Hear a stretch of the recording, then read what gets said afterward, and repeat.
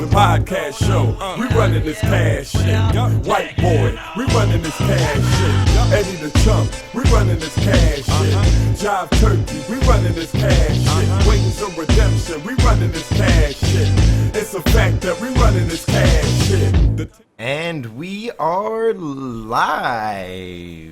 We are live, everybody. We got White Boy 7th Street, Wings of Redemption, and Eddie the Chump. Hello, hello. I'm Flamingo Johnson.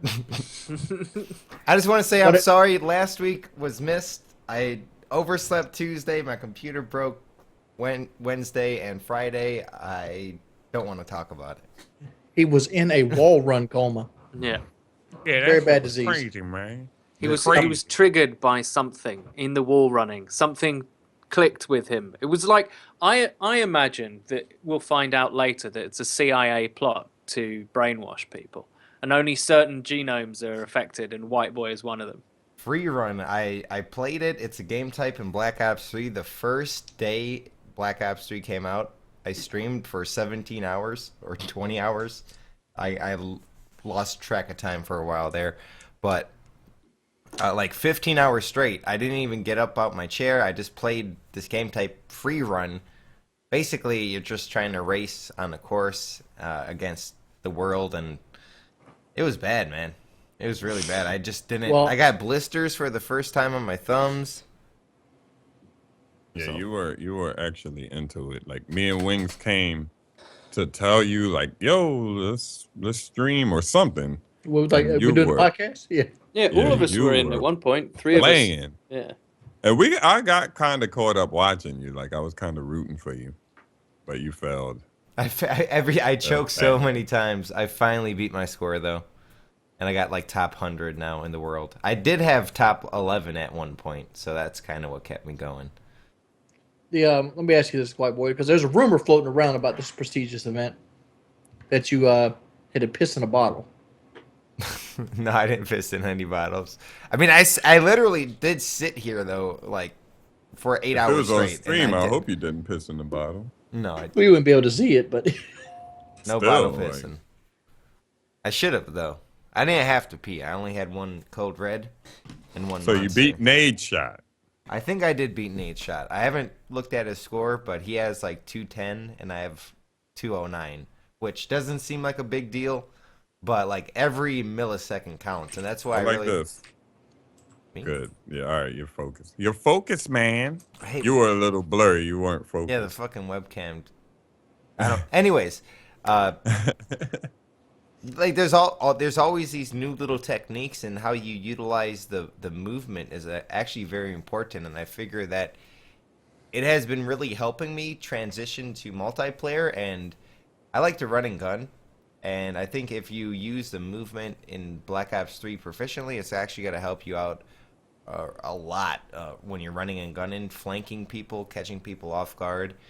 And the movement actually really helps. Like I see a lot of people not using it, and it's such a big technique, or a big help.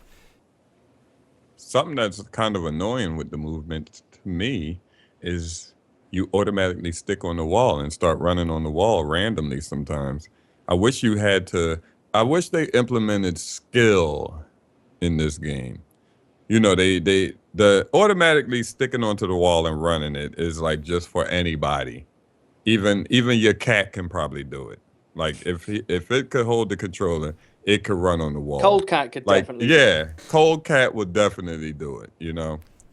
But if they had put something like a separate button or anything to stick on the wall and run, like hold the jump button or something, and you stick on the wall, and then you let go of the button and you fall off the wall. That would take way more skills. And whoever got that world record in that wall running thing with that implemented, oh my goodness, that would mean they got skills. No, they got skill right now. Like yeah, they got skills right now. But if they had hold your finger on the button and then let go, or let go and hit it again to jump off, that would people that really don't have no skills probably wouldn't agree. You know, just You know, I'm shooting one time, strafing. I fall off a ledge. He sticks to the wall and start running. I'm like, oh my, what the fuck? Get off the wall! Like, You what guys, the fuck? you You guys want literally got to stop running. you guys want to see the world record? Uh-oh. Yeah, I've seen it. It's crazy. I don't even think that might be the world record. They keep on changing every day. There's a new meta. I actually discovered a new meta and I announced it on stream. There's Oh, somebody made a video of it. I like Yeah. there's so many little things that you can do that will improve. Oh, this is on PC or something. This doesn't count. How does this not count?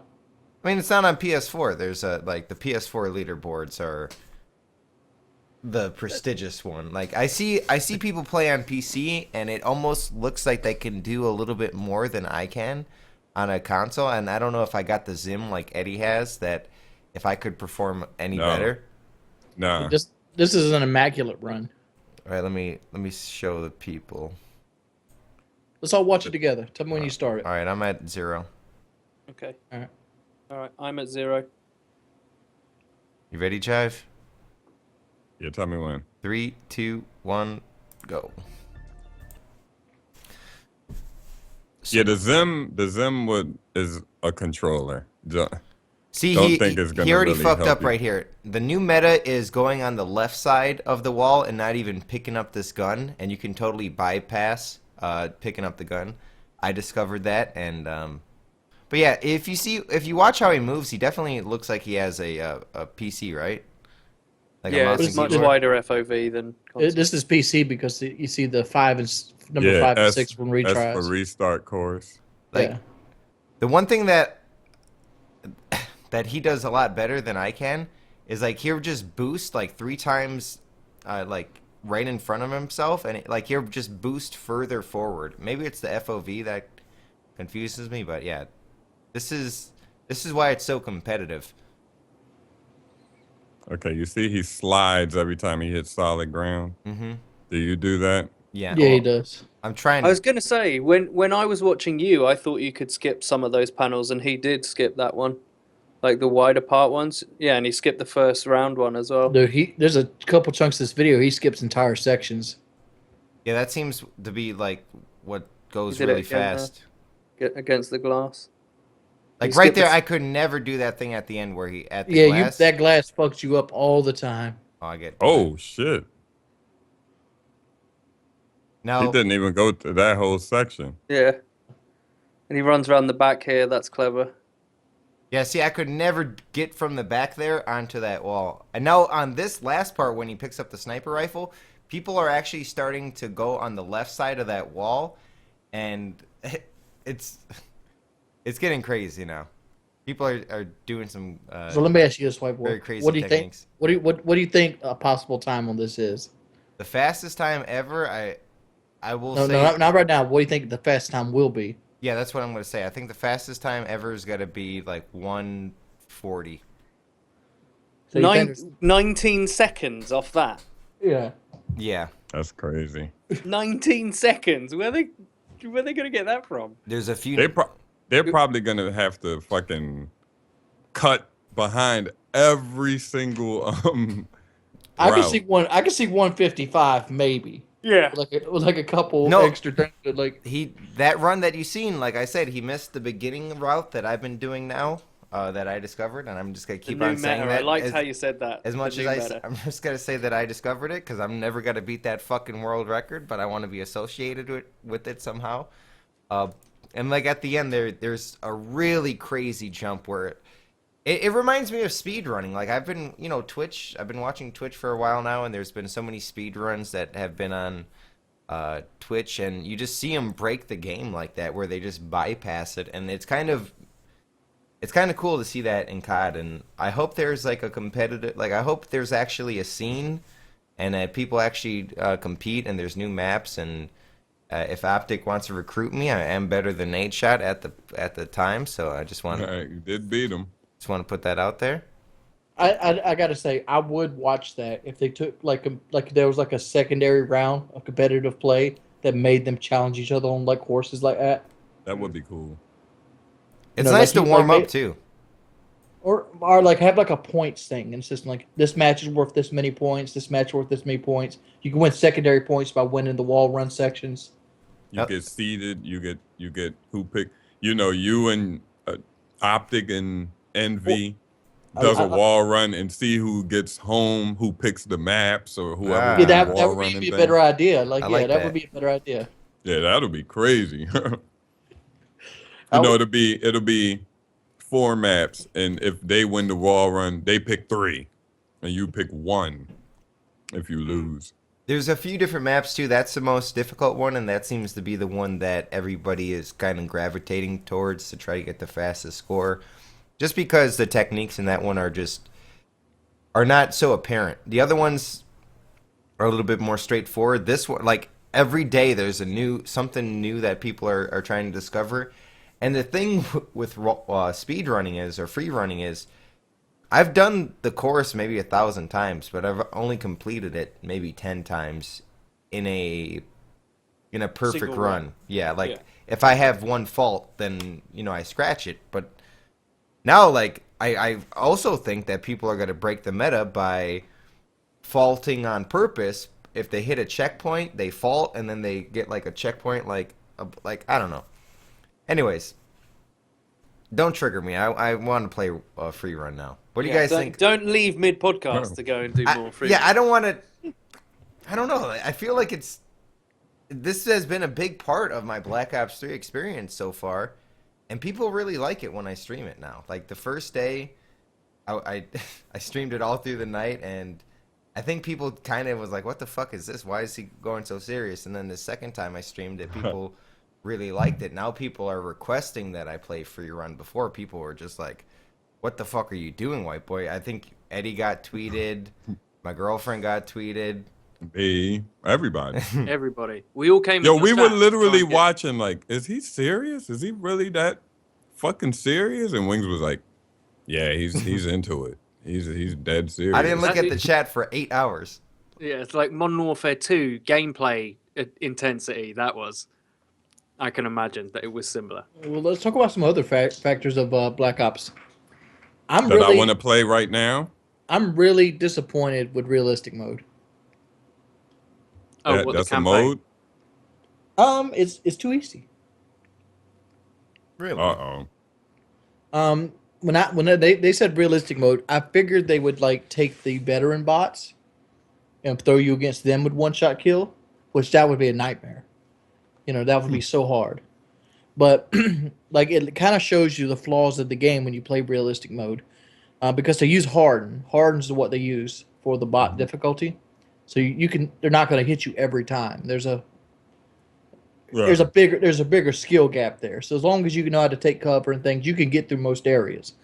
And one thing I've learned is any vehicle script area, you don't really take damage. You don't really have to shoot your gun either. Like it's entirely scripted.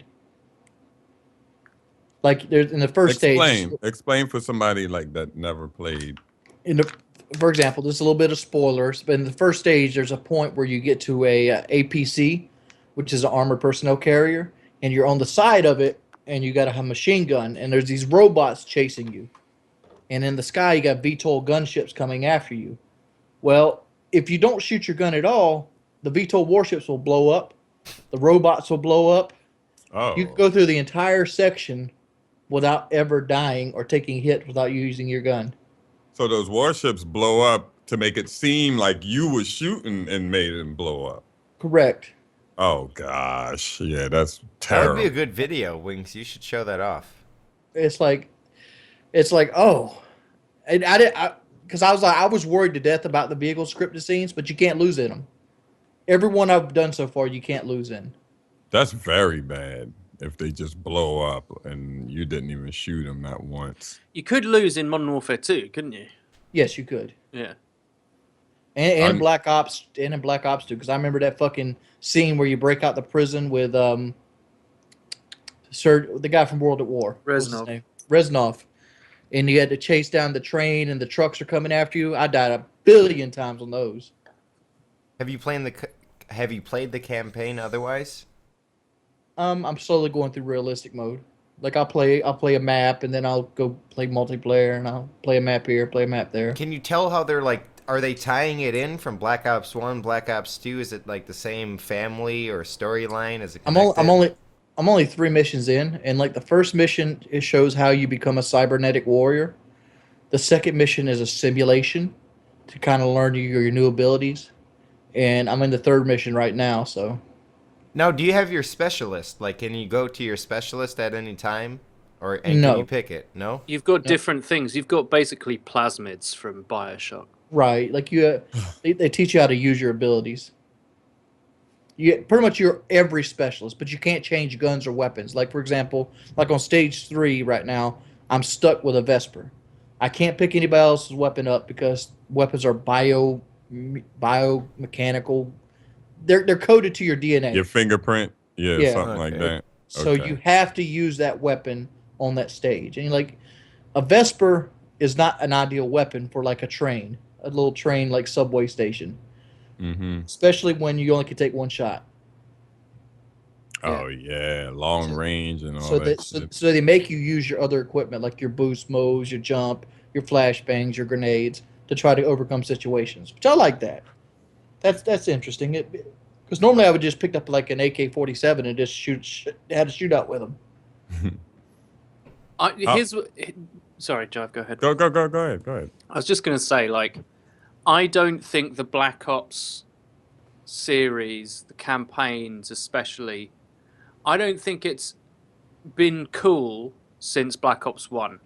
Black Ops 1, the Cold War, how they set up the world, and the feeling of the game, Numbers.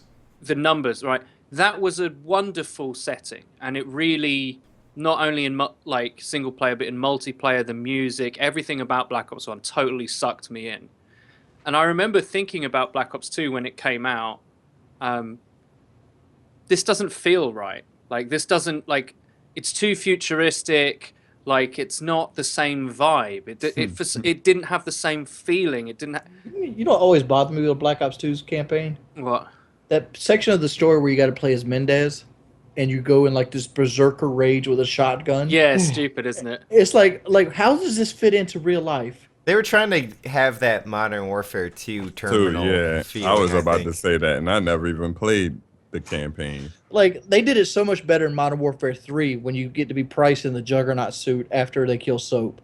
Yeah. And Price is like ready to go and hang Makarov and shit. Like Yeah, yeah. that's a badass ending. Yeah, that is a great mission. So, continuing that theme, I always felt Black Ops 2 with its graphic design and the sound and the world that they built wasn't as cool as Black Ops 1. And Black Ops 3 is kind of the same. Like it's for me, the world is cooler in Black Ops 3 than 2, but neither of them are as cool as the first game. And I've seen the whole campaign. Let me just tell you, it is an existential mess, right? It doesn't make any. It does make sense, but it's deliberately trying to be vague. And I'm not going to put any spoilers in there, but it's deliberately obtuse. It's not. The narrative and the story isn't done in a way that's like, I understand what happened here and what possible consequences that would have for this X, Y, and Z. It's not done like that. It's done like, well, you know, it could be anything really. And you're just left unsatisfied. I was left unsatisfied, right? So, but generally campaigns are my least favorite. But I think that the campaigns of a game, of a COD, even though people don't play them a lot of the time, they really inform the style and the feel of the game, the atmosphere, which is why I think I kept playing Ghost, because I played the Ghost campaign and actually liked it. I liked the world they built. I liked the feeling that we're fucked, you know, and there's only like a few of us and Riley, you know, like I liked that world. So the Black Ops campaigns have always left me a little bit,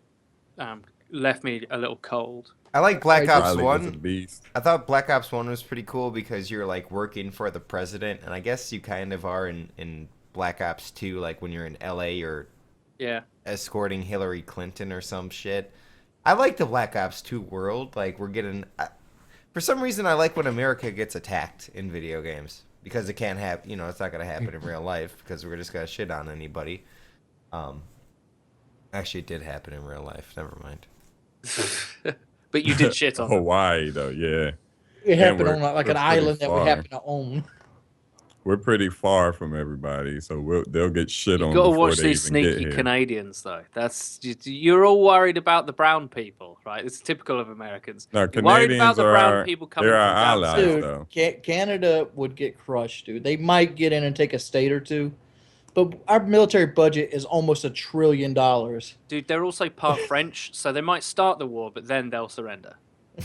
They would be crushed within a Damn. week. I mean, like our military budget That is was a low blow. astronomical. I'm sorry. I love That was Canada a- and Canadians. Yeah, All right. that was a low blow. All right, this might leave Jive out a little bit. Sorry, Jive, but like favorite moments in the Call of Duty campaign, worst moment in the Call of Duty campaign, hardest area in all the Call of Duty campaigns. Favorite moment in a Call of Duty campaign is when the boat be shaking. So Call of In Duty COD 4. 4. That's The all. first I first got past mission. that. I got First past that, and that's it. All right, that's it. Okay, Let's start with White Boy. Yeah. I'm gonna go with World at War for pretty much all my answers. That's my favorite go-to campaign. I love playing it on co-op. My favorite part, there's a sniper mission where there's a big like city hall type building. There's like 10 rows, 8 windows, and you're just trying to figure out where the sniper is. And if you play it on very difficult, it's pretty hard. Or at least it was for me. You're just trying to he's just got to peek his little head, and then that's your opportunity. If you miss, then you're fucked. I really like that. I think there's a lot of moments in World at War that are very difficult. One in particular, there's just a street where you're following a tank, and if you play it on hard, there's just grenades left and right. It's a artillery. I field. thought you were gonna say Heart of the Reich, destroying the artillery guns. I don't remember that. Do you play Sec- as an American? second- No, you're Russian. You're Russian. You got to walk up the steps of the Reichstag and destroy the 3 artillery guns on it. That toward the end? It's right toward the end. Second Okay. last mission. You don't remember that, white boy? I think I do. I think All right, Eddie. My favorite mission is probably quite cliche, but it's the Price mission where you go back in time in Russia to kill Zavayev or whatever his name is with the Barrett, and then you have to infiltrate up until the swimming pool, in the ghillie suit, all ghillied up, Yeah, right? McMillan and all. Yeah, Macmillan and Price. Yeah, that mission was my favorite. My least favorite moment, one moment that I thought I was just like, oh, this is a bit needless. I'm trying to think. I hated in Modern Warfare 2 all the Burger Town missions where you're Private Ramirez or whatever. just the American missions, apart from the White House one in Modern Warfare 2, were bad. I didn't think they were very good at all.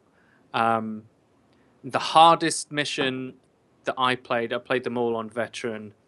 I'm trying to think. Modern Warfare 3 was easier. I think COD 4 had one of the hardest moments but there's some favela levels in the Modern Warfare 2 campaign that are just like with the dogs and stuff, and like all the buildings are really close together, and they've got fouls, and on Veteran they can kill you in one shot, and I was just like, oh, it was a bit too grindy, and I was just like, oh, fuck this. But yeah, that's the worst bit. All right. My favorite Call of Duty mission is the actual first mission from World at War, Oh. making a Okay. toll. I didn't got me think Call. I love the making a toll mission. said, see? Where like it just gets you all amped up when the American troops come to save you from the Japanese, and then you fight your way out of the making a toll. The best moment in Call of Duty has to be when the Eiffel Tower falls in France. That's in Modern Warfare 3 where you save the GIGN. Yeah, It's either the Eiffel Tower falling or Price hanging Makarov out of the helicopter. Spoilers. Price hanging Makarov is fucking amazing. That whole mission is amazing. Yeah, Why would he hang a gun out of a helicopter? Makarov is a bad guy. Oh, I tell you what's great in that campaign as well is the mission where you play as the president's bodyguard on the plane, and it'll not only the bit where they try and take over and the plane crashes, but afterwards where you're running through the snow and shit, and then Makarov comes. Spoilers if you haven't played Modern Warfare 2. Makarov opens the door, much like No Russian, and shoots the guy. That's a great mission where he kidnaps the president's daughter or something. I don't know. Hardest mission. I'm kind of torn here on the hardest. There's like 3 in particular I can think of, and I'm just going to name all 3. Okay, we can't count the end of Modern Warfare, the one on the plane, because that's not actually That's technically a not no mission. no no. And I can't not counting out. All gillied up, Yeah. defending Macmillan at the Ferris wheel. Oh, that is nails. Super fucking hard. That is so hard. That is so hard. That's COD That 4, right? that's Yeah, Yeah. COD 4, yeah. I that saw is that. so difficult. They give you loads of claymores, but I'm not joking. I think they throw about 300 enemies at you in that. It is ridiculous. Like, you can't kill them as fast as they can get in cover. Yeah, it's crazy. That is crazy as well. And there was a glitch as well that meant that Macmillan couldn't shoot. So if you got the glitch, like, Macmillan wouldn't kill anyone. But normally he's supposed to. He sits where you put him down and he does shoot people. But if you Yeah. put him in the wrong spot, he can't kill anyone, which makes it virtually impossible. The second one is from World at War. Blowtorch and corkscrew. The final bunker on the end of the level where you have to use smoke and you have the choice of left or right. That is fucking brutal. That's way harder than the heart of the right, going up the right stag, in my opinion. Blowtorch and corkscrew. And the one that's probably the one I would pick, the one I would say the winner of all of them, is going down the hill in Vietnam in Black Ops 1. That's hard. That That's is hard. fucking hard as nails. Isn't there a barrel at the beginning that if you don't kick down the... There's one thing that means that you can't really do it. If you miss something at the beginning, it makes it much harder. It's like you kick a barrel into a trench and it sets it on fire or something. I can't remember. That is so fucking hard because the enemies are infinite. Yeah. You have to go down veteran level enemies and make it to the bottom of a hill. I think I know what you're talking about. That part sucked. And I just wanted to mention COD 4 AC-130 mission. That is a really good one as well. That's a great mission. I couldn't continue without There's so many mentioning that. iconic missions in the Modern Warfare series. It's crazy. It's a lot. The original Infinity Ward, right? Well, the second 2 the first 2 games, yeah, at least. Yeah. What about the third? Who made that? Sledgehammer?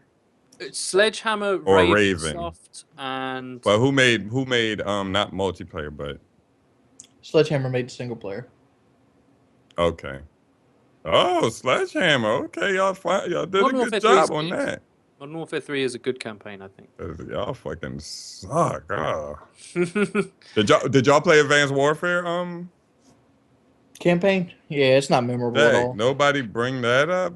That's not good at The all. only cool part about that campaign is the little like sound mines they have where they sit the sound mine down, turn it on, and it goes boom, and then they break into areas. What Yeah. about Kevin Spacey? Kevin Spacey's cool. I don't like his character. His character was fucking terrible. He doesn't want to be a bad guy, but he does bad guy type things. Yeah. Yeah, it's funny. I'm not a bad guy while I commit genocide. Look the other Yeah. way, please. It's him as a corporation doing all that. So, can we get... I just want to talk very quickly about Black Ops 3. Okay. Like, my general feeling about the game. Because I have it both on PC and PS4. The PS4, by all accounts, not just against the PC, but against the Xbox One, and obviously the previous gen, but we'll get to that. The PS4 is the definitive version. All right. I think it's a beautiful looking game, actually. I think it... For a console game, I was like, this is next gen to me. I was like, this visually for a COD game, you got to remember that this is technically the same game as COD 4. You know, you go back and look at COD 4, and there's are there any textures on these maps? Like, it looks incredibly plain. And you look at Black Ops 3, and you're like, wow, this is amazing. Right. There are problems with the PC version with mouse sensitivity, frame drops, and shit like that. It's not very well optimized. God. So when that gets patched, it'll probably be great. I have 2 very different feelings about Black Ops 3. When I play with one other good player, I love it. I like it a lot. I've had a lot of fun. More fun than I've had in the last 2 years with COD multiplayer, by a long shot. When I play solo, I can't stand the game. You go crazy? I just go crazy. I cannot stand it. Play TDM. TDM, right. It has the worst TDM out of any COD. It's worse than Ghosts. I agree. No. Worst TDM is Black Ops 2. No. This is worse. It's What's pretty worse, slow. It's very, very slow. No, kill confirm is very fucking slow. I think I've had 2 games that Yeah. kill confirm go to I actual agree. score limit. But that's because like kill confirmed in every other games are like what, like 65 points or whatever. In this Six- Nah, one, it was 100 in Black Ops 2. It was 100 Black Ops 2, but it's 65 in every other one. yeah. The Slayer modes for me aren't great. I think the TDM is the worst TDM ever, but that's just my opinion. And that's to do with the maps and to do with the hit flinch and to do with how people play in a meta where if you get hit, you basically you can't outshoot yourself out of a bad position in this game. So people tend to favor positioning over running Yeah. around. So that purely Slayer modes, which is exactly what I predicted would happen, by the way. I predicted this months ago. I said, if you do this, if you have a game without toughness, etc., I'm not going to trigger anyone else in the cast or myself by mentioning toughness, but if you don't have it in the game, this is what happens. Now, I play objective modes. I play Ground War with Liam, who's in America at the moment. He's at Fritos. And I can play in 3-bar lobbies in Ground War and dick on everybody. Right? Shit on kids. This is the best I've been at a COD in a long time. Right? And I played with Ronaldinho and kept up with him in Nuketown.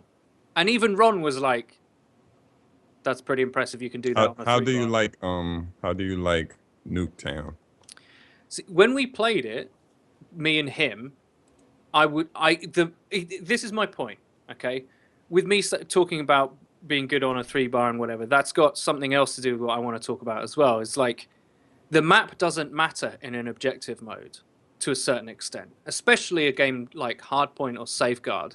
The frailties of the map, them being too big or them being too head glitchy or just poorly designed for map flow, all of that is irrelevant if an objective is moving people into different parts of the map. So the Nuketown that's new, I don't even notice really that it's Nuketown, if I'm perfectly honest. It's just a map with an objective and people to shoot. And I feel that way about a lot of the maps in objective modes. And that's my favorite way of playing the game. You're triggering me, Eddie. You're triggering me. I hate the term head glitching. Hate it. I Because never it's- played Nuketown. It's not strictly head glitching, because head glitching It's- is putting it's- your head it's- like behind a it's not- box and shooting and purposefully making only your head visible because that's actually where your bullets come from. Right, that's where you shoot out of. For people that don't shoot guns, I wish I had a gun here with me, but I don't right now. When you shoot a gun, I'm going to pretend the knife is the gun. It's like an Uzi or something. When you shoot a gun, It comes out your head.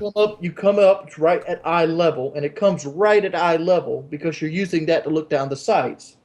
Because the characters don't integrate them picking the gun up like that, doesn't mean it's a glitch.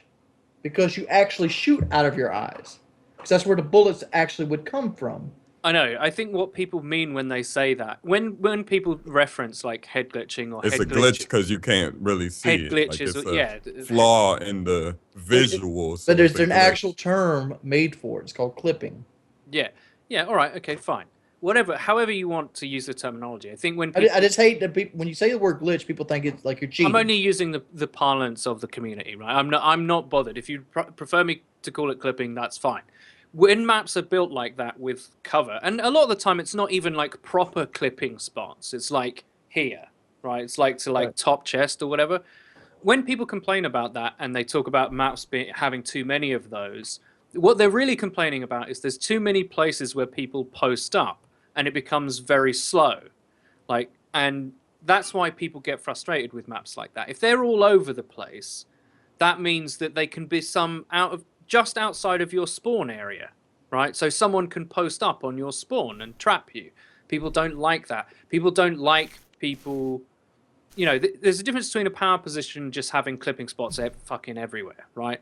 That's why TDM plays so slow. Or other Slayer game modes, that's why they play so slow. I don't notice those because then in objective modes, I'm on one because it's an objective, or I'm flanking and wrecking some man who's using a Gorgon not looking behind him. Right? See, Eddie, like you would trigger me on my team because like you flanking that Gorgon user that's killing nobody. That motherfucker's back there doing who the fuck knows, playing with his ditty. Now you're spawning his other 5 players on top of me. Not on Hardpoint. You got to understand, Well, like hard yeah. point and safeguard, that's not true. Only in Yeah. Dom. And Yeah, I will Dom, say that the spawn flipping rate in this game for domination is outrageously quick.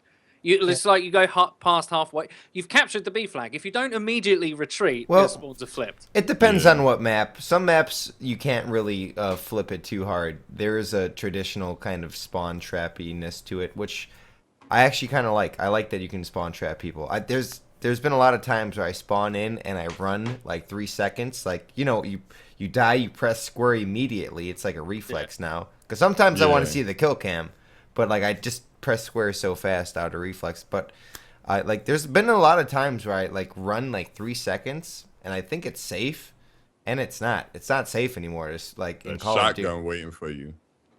Boom. Now, I want to say one thing Fucking about shotgun. This is why Call of Duty sucks right now. And Oh I, hell no! Here it goes. and I, Let's see. and I say, Come on, let him Here go. we go. Here we go. And First of all, let's put out a trigger warning. Everybody, trigger warning. If you have a sensitive disposition, go find your safe space, because White Boy's about to wreck you. now I'm gonna give it its props first, so I don't destroy everybody's hopes and dreams. I'm not talking about Aquarium right now, but every other map besides Aquarium in like the Call of Duty series, it's a series of like gunfights, 2 different head glitches or 2 different clipping points, and then there's like a building, and then there's another set of engagements, and then there's a building and like another set. Do you know, like, none of the maps ever flow together and it looks like it would be an actual thing. Like every map, like there's a random bus in the middle. Like a bus doesn't make any sense to That's be there. annoying. Do you know what I'm trying to say? Like the map design never has anything to it, and it doesn't feel real. Like in Star Wars Battlefront, which is coming out tomorrow. Oh god. Oh god. In Star Wars Battlefront, like they do have like places where there's got to be gunfights, but like in COD, it's just so apparent, and it must be so difficult to design a COD map that plays good. And I think they should focus the maps playing good rather than them making sense visually. But Yeah. I think it goes a long way for it to have both of those be true. And I think Aquarium does a really good job of Yeah. it, and I love Aquariums. So the that's only one. map- I'm calling bullshit. Right. Where's the bathrooms in Aquarium? I'll add to something there. Like me and Frito talk about the meta of this game a lot, because obviously from the beta we were fairly skeptical because of the hit flinch and everything. It's not what we think makes a good shooter. There's a number of mechanics that are wrong. One of the mechanics that's wrong about the maps is that they've got the worst of both developer studio tendencies. They're quite large, and they have all the close-knit, clusterfucky, overdevelopedness of Stuff, like- Infinity Ward maps, right? So there's too many ways in and out of places, and they're too big. So what happens is that there's clipping spots everywhere. So you might be on a power position, right? The moment you step out of that power position, there's about 15 angles that you can get Yep, shot from exactly. That's what between I'm the talking next about. one, which, because the maps are quite big, is a little bit further away. Now, I have a feeling that they designed the maps because they felt that people were going to utilize the boost movements a lot more, do a lot more wall running, etc., etc. But the way that the game plays, naturally not having the hit flinch that it does, it makes people play more defensively than they normally would. Yeah. And yeah. because of that, the maps just feel spaced out instead of like Infinite Advanced Warfare maps, which feel like Oh god. everything's everywhere, because people can move so quick. Like these maps feel like if you moved as fast as you did in Advanced Warfare with the boosts and everything, it would make sense because it's harder to shoot people when people move in Advanced Warfare. But in Black Ops 3, even when someone is doing a boost jump, it's not hard to hit them. When someone's wall running and you're not, they're dead. Pretty much. Yeah, I was gonna be like, I'd have been that motherfucker raising my hand at the board meeting. Yeah. Who here wants to try to beat me on a wall run with me standing still? Yeah, because I'll tell you what, There's one map that showcases this brilliantly, which is Redwood, right? Now, there's a number of wall run spots down one flank, right? The treehouse ones, like the Ewok like trees, I like to call them, with little circular bridges on. And there's a wall that you can run along. Nobody uses that wall because the people on the little bridges can easily be like, "Oh, there's a guy running over there. I've got a Gorgon." And there's clipping spots too. Yeah, so they can be waiting there with a Gorgon, which is a 2-shot kill while you're jumping around. Yeah, good luck with that. Good luck with that. That's why I want them to hold your finger on the button. You can escape some of the shots if somebody's just waiting for you on the wall run. You know how hard it is to get off that wall. Yeah, it's really difficult. Until you're on the end of the wall run. Like if you release the button, you just drop a little bit and then hit the button again, then you stick back to the wall or something like that. They should have had something, something. So yeah, circle or anything, some kind of skill. You can do it now. You can boost jump off the wall. You realize that, right? No, yes, I know that, but that just makes you more vulnerable. Yeah, that makes it worse. Like for example, let's use the example Eddie gave us on Redwood. Like if I ran around that rock wall. Yeah, the rock seen it, and let's say a guy comes out of the bunker, right there, and he uses those little barrels. The first thing I would do is I would shoot at him, and then I would jump to the left, and then I would boost jump, and I would just continue shooting at him, and hopefully I can go into cover next to one of those clipping spots. Yeah, prone. It ain't gonna happen. 9 times out of 10, that's this is my point. I want to be able to run and let go of the button, and then you just fall to the ground, and then when you hit the button again, you stick back to the wall. How about this? This particular button that they will be using. How about this? Like once you get on the wall and you're running, and as long as you keep forward momentum, you don't need to press anything, and they allow you to free shoot, so you could actually have a chance of beating people on the ground. Isn't that how it is now? Yeah, I think it might be. I don't know. I always hold a button. Yeah, you don't have to hold buttons, and you can press circle to drop off the wall. But it's very inaccurate. Don't you have to hold forward to keep moving? You gotta hold forward to keep moving. Yeah, but like. See, that's what fucks it up for me. Because I'm like. But if you let go of forward, if you let go of forward, it's still like a little delay, and then you fall off. If you press circle, you drop like pretty much immediately. And I do want to say Redwood is a perfect example of what I'm talking about. Like, why the fuck? Like, some of these trees have fucking shields on it or solar panels coming off the trees. It just doesn't make sense. Like, there's so many places in Black Ops 3 where there's just like a half circle of where you can run on the walls that they just put a solar panel and they think it's okay. It just doesn't make sense. Here's the thing, right? I'll talk about the things I don't like about the game first, and then I'll talk about all the things that I really like about it. The movement isn't consequential, right? We've said that. The maps are too big and yet too clusterfucky. They kind of piss me off in Slayer modes, right? Name these maps, because I kind of like the World War II one, Infection, is a terrible map. Fuck you! Hold up.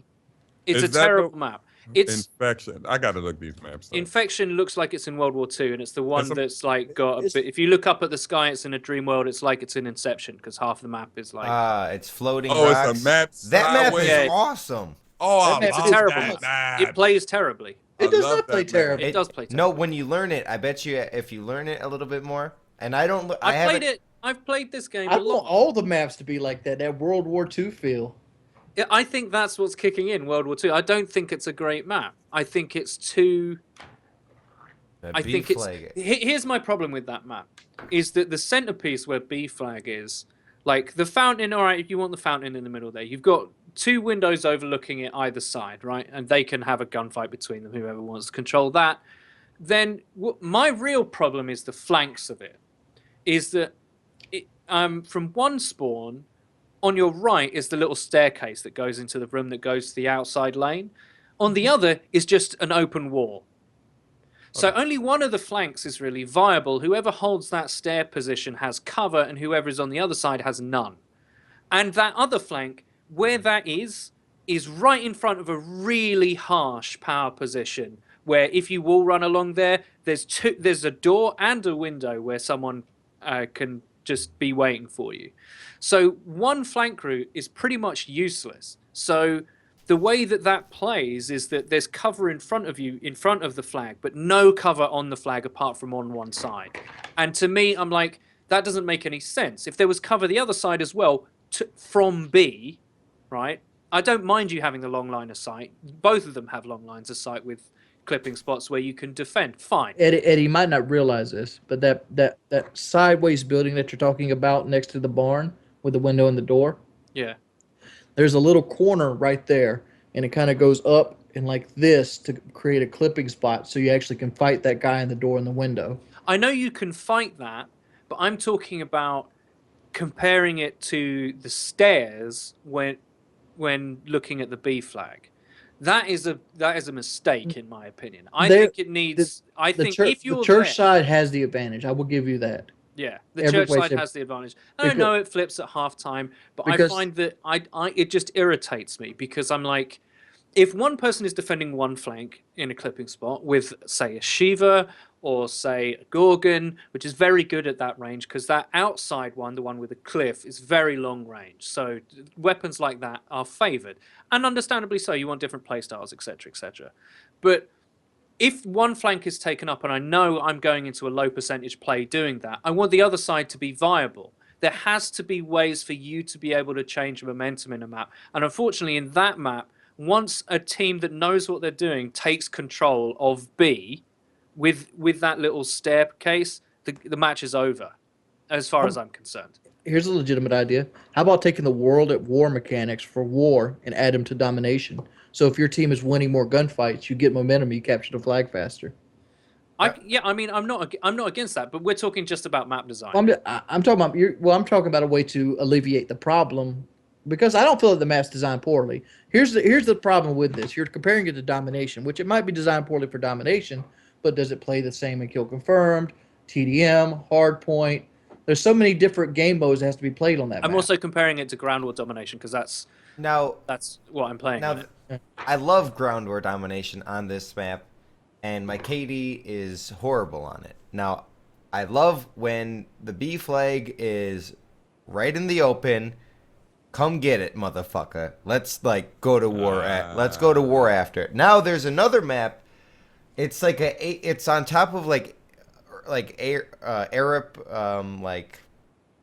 skyscrapers, and the B flag is in a little Breach. hut. Oh Breach. yeah. That's And I like that too. I like them both. It's a terrible map. That map is really good. I like it a lot. What map? Breach.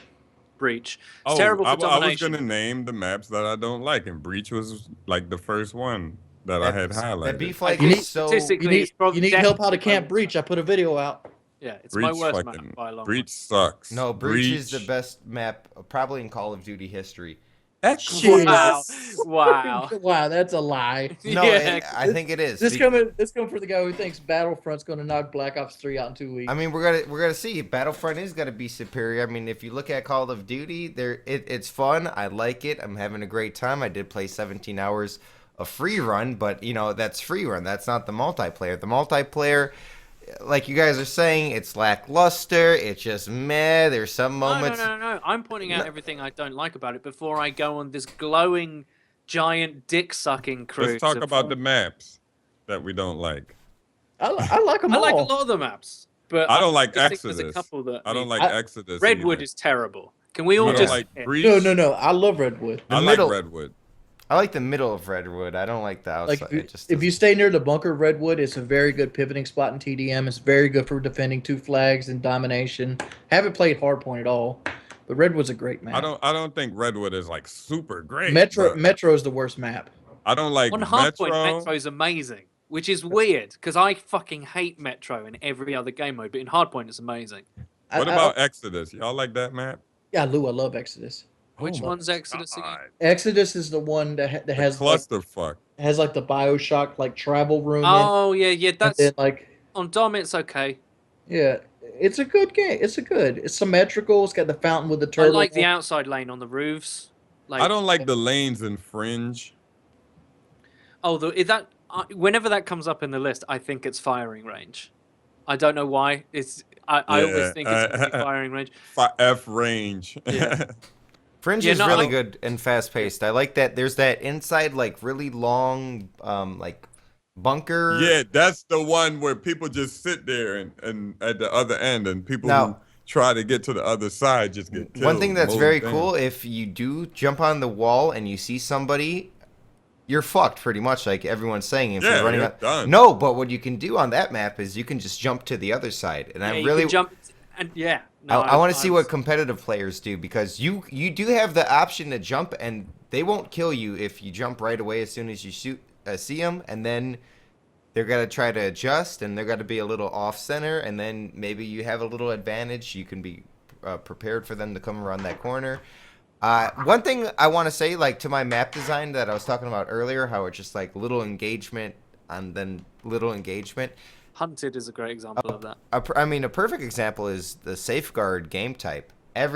There's a struggle to overcome like one general area, and then the robot goes pretty safe for like 15 seconds if you kill everybody there, and then there's another little battle, and then you can escort the robot pretty clear for another 10, 15 The seconds. end bit is always harder by their spawn though, because I love that. It's so. See, I love Safeguard. I think Safeguard's one a of the- great game mode. It's a great game type. I got a That's game. protecting the robot Yeah, Yeah. or escorting or it. Yeah, escorting it. I got a game Hey, yesterday. It went to overtime. They got the robot in 3 minutes and 53 seconds. We got it in 3 minutes and 52 seconds, and it glitched Wow. out. It said we won, but it showed them in the winner circle and like Yeah, an that's emblem. happened. That's Yes, happened. so that's got to be a good gameplay for me. Hey, have any one of you guys played TDM or Kill Confirmed? These two game types in Nuketown. Oh, I haven't even played Nuketown. Is it not? I don't think it's in rotation. I didn't. You have to go didn't to the download bonus it. playlist. Yeah, Oh, so- it's in Chaos Mosh Pit now, but it will be added, I think, in March. I didn't everybody's. download it. I know it's gonna. I know everybody will have to download it. It's soon. it's different, Jive. It's not the same. It is very different. Like a lot of people say they ruined it. A lot of people prefer it this way. It's more stretched out. mean, It's more open. ruined it. It's Yeah. more open. It's more open. Yeah, it's bigger. It's bigger than the original. Like, if you looked at that thing the Jive sent us in the map thing, Nuketown is the only map that doesn't have 3 lanes. Let me look. Like, if you scroll down it, every map's a 3-lane map except Nuketown. One thing I liked about Nuketown is it did still have some. It played very similar if you cut the map in half, not going from one house to the other house. Yeah, That yeah, changed I a agree. lot, but being in the house was very familiar. Learning the spawns where someone's got to spawn in those gardens back on either side of the map. You come out the door, you're waiting for them to come out the gate.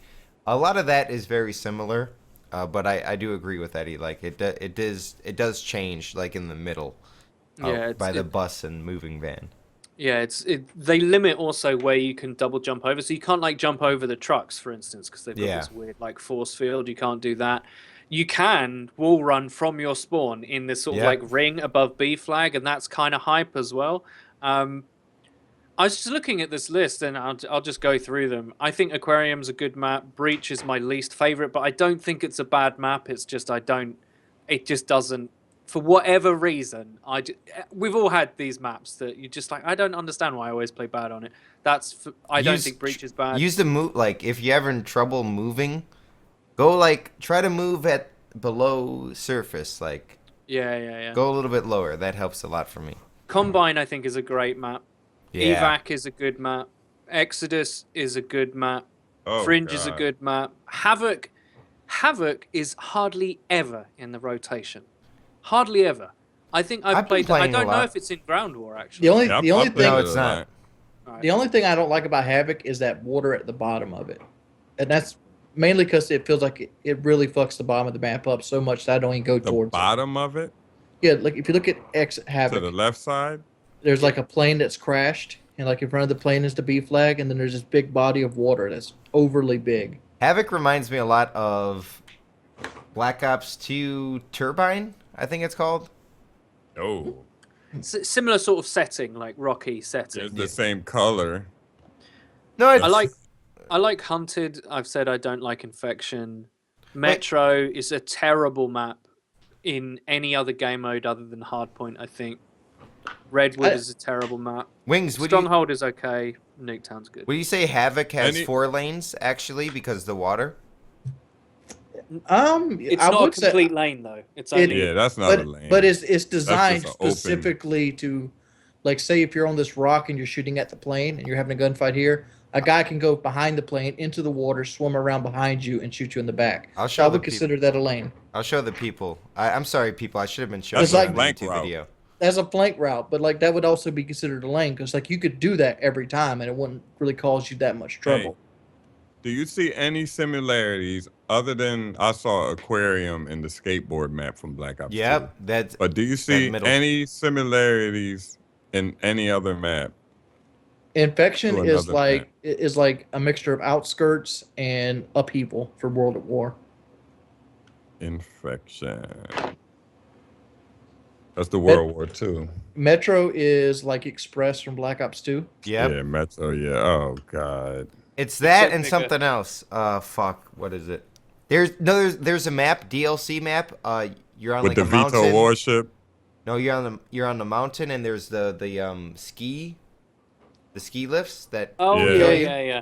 yeah. When you get hit by that thing that be moving the Yeah. skiers. What's the name of the snow. Black Ops 1 map with the SR-71 in it in the hangar? Area 51. Oh, hangar. With the floating Hangar apple. 18. Hangar 18. Yep. Hangar 18. Yeah, I Hangar missed that 18. map. I liked it. I think Stronghold is the best looking map on the game.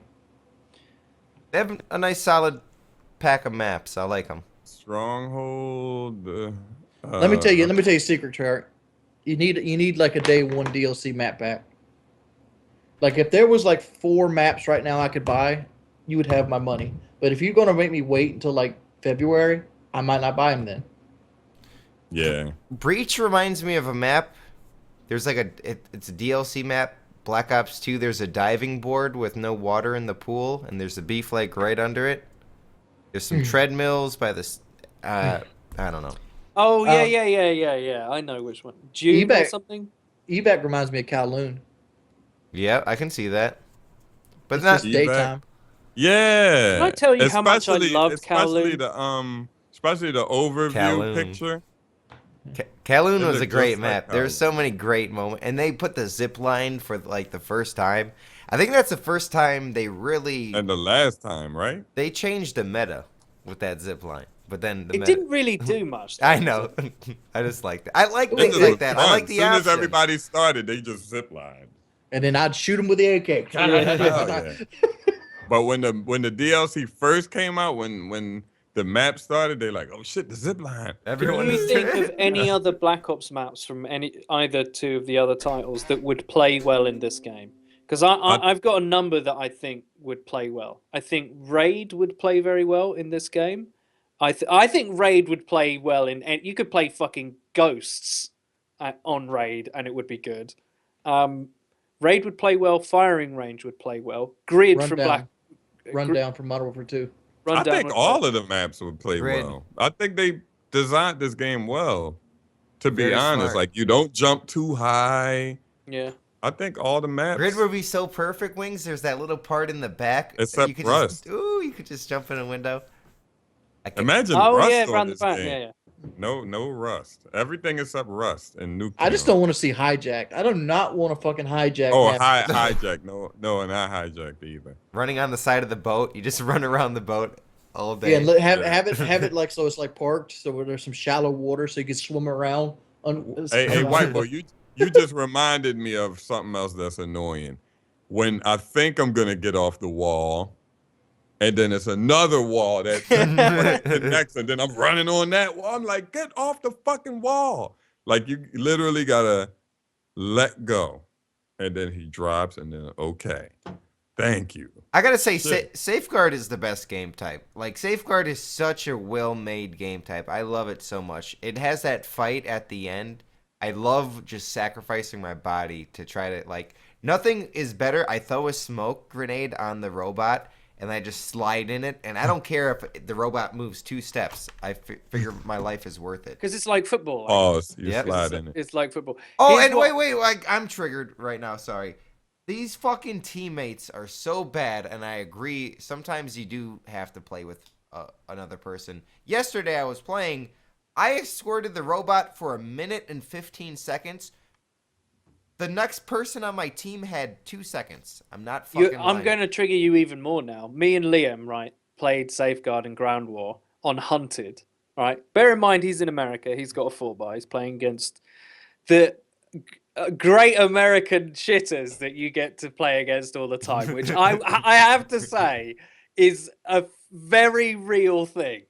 There are way more I just think we people got for more me to players. shit on in American lobbies than Europe. Well, Anyway, we also have 320 million versus exactly, what, right? Yeah. So it's fucking fantastic for me. So we were playing like Hunted, Safeguard. Both me and Liam got over 100 kills. I got 118. He got 116. I had 0 time escorting that robot in 4 rounds. 0. It's really good to level up. And Oh, I it's ain't great. played I gotta that say, in there's place. nothing better escorting that robot. And like I was talking about earlier, how you have that 15 seconds of basically calm before the storm, where you can if there's no one there, you can pretty much clear it.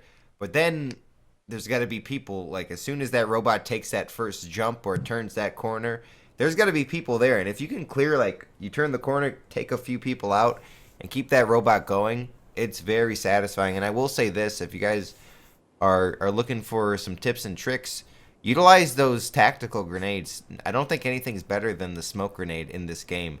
Like you guys have been saying, and I'm going to show off again on the video version of this. We're looking at the map overviews, and like Wings is really correct. There's only 3 different lanes, pretty much for every single map. There's you can only go one of a few ways.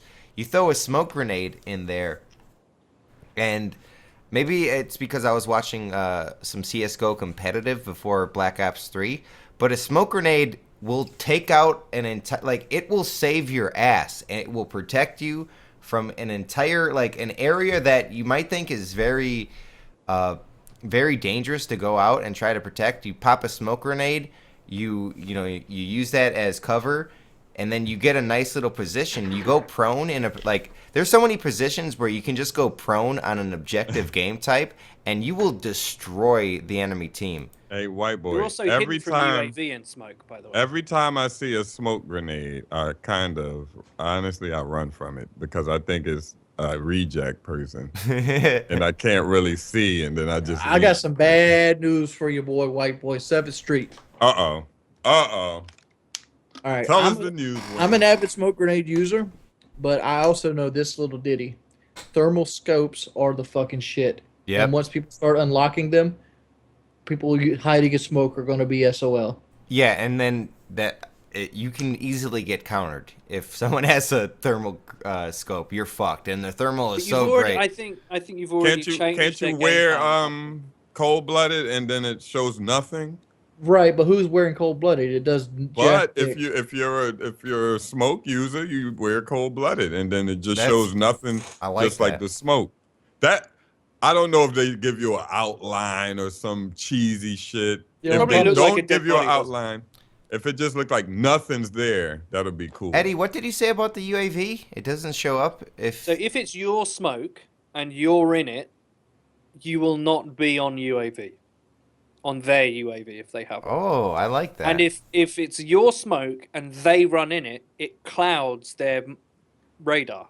They cannot see their radar while they're in your smoke. So if we got like 4 people, we can just throw smoke across the map and essentially have a counter UAV. Only if you're in it. Oh, only if I'm in it.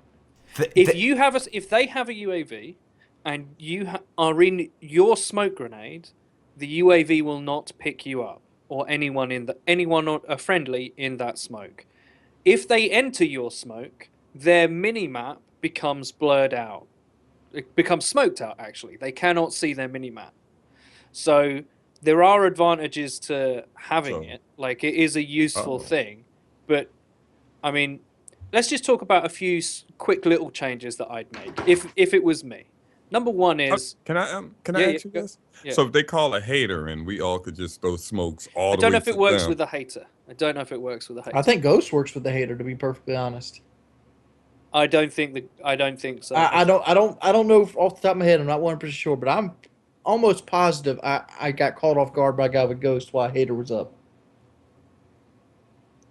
Or was he isolated from all the other? Yeah, he was out of the way. Like the Oh group was yeah, over yeah. here. It's no way you missed that. Maybe, I don't know. I I mean, mean, I don't run the Hater because it goes down in like 10 seconds now anyway. yeah. So here's a couple of changes. I think here's my philosophy, and this I will put a trigger warning out right now for Uh those of oh. you that are easily offended or very sensitive. Don't listen to this. I think kill streaks are superior to score streaks, and the reason why I say that is it should never be more than 3 kills in any game mode to get a fucking UAV. And in TDM, it's 5 kills. Trust me, I know. Yo, I was gonna say You bring gotta back suck it. kill streaks. I swear I said that You gotta yesterday. That's suck a. crazy. You gotta Go suck ahead, a Eddie. dick Yeah. to get a UAV in TDM. So here is why, my reasoning why. I've played a lot of Black Ops 1 on PC recently, and I've been sniping. It's pretty difficult, but I will always be able to get a UAV for my team. Pretty much. Always. In any game mode. And I feel like I'm doing the harder thing. I'm not doing as well in kills and deaths, but I am helping. And the thing about those old COD games that are all kill streak based, there's always a fucking UAV in the air. And that makes the game much faster. Faster. How, Right? how about like you said, how about in TDM bring back kill streaks? In TDM make a I'm kill not streak. opposed to anything like that. Yeah. Here's my problem: is in Safeguard, it's 50 points a kill. That's a 10 kill streak for a UAV. For a UAV, and I'm like, listen, score streaks were originally a way to distribute rewards towards people who played objectives Yeah. and not just people who kill horde. In my opinion, Ghosts and Modern Warfare 3 did that better by giving you a point for shooting down air support, by giving you a point for a flag cap. They didn't do what they could have done is given you an extra kill for kills on a flag while capping it. They could have done that, or maybe half. So you get 2 flag cap kills, and you cap the flag. You end up with 3 kills towards you. You end up with a UAV essentially, right? You could have done that. That would have made more sense to me. But kill streaks are superior to score streaks, and for one very good reason. Score streaks are abstract. Score streaks are something that you're not concentrating on. By default, most people when they play COD, in fact, I would go 99% of people, are concentrating on the next gunfight. They're caring about the kills. They don't care, even in objective modes, people want to kill a lot of people, right? The domination's good because it brings order to the killing of other players, right? That's good, right? But really what COD's about is about killing people and getting rewards. That is the core of the game. Now, if you take that reward system and you put it too far away from people, people lose interest. I don't think I have to quote Advanced Warfare as a good example of this because it should be plainly obvious.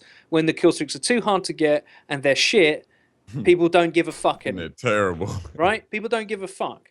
Now, some people say not everyone can get a UAV. I'm like, bullshit. Bullshit. Most players in the COD player base are capable of getting a UAV. 3 kills is not a lot, okay? Right? If you had kill streaks, this game would be better. All right? I don't like score streaks. I like kill streaks because it's a psychological thing. 3 kills, yellow numbers, comes up, get a reward. Comes up, kill people, get a reward. That's why the game was so addicting. It's like they don't understand sometimes, the devs, what made the game popular, and I can tell them why. It's because I killed 5 people, I got an airstrike. I killed 7 people, wow, I got a chopper. And the further you get away from that, the worse the game is. But what would you say to people I'm- who play the objective and get, They're they getting like rewarded. They're getting rewarded. They get rewarded. They're getting points for capping. They're getting like I said, the one change that I would do is like if you kill a person while taking a flag, it's half a point. They did half points in Ghosts in Kill Confirmed. It was fine. They did it in Domination. It was fine. It's just in that game the streaks were shit, right? and there wasn't a UAV in that game. If it was 3 kills in Ghost to get a UAV instead of some bullshit SATCOM, the game would have been a lot better. Yeah, I hated the SATCOM. Yeah, pointless. I agree with Eddie 100% because I was looking at it the other day. I'm like, my first kill streak before I got on the podcast was a hardened sentry gun, which is 850 points. I play mainly TDM. I have to get a pave low essentially to get my first kill streak.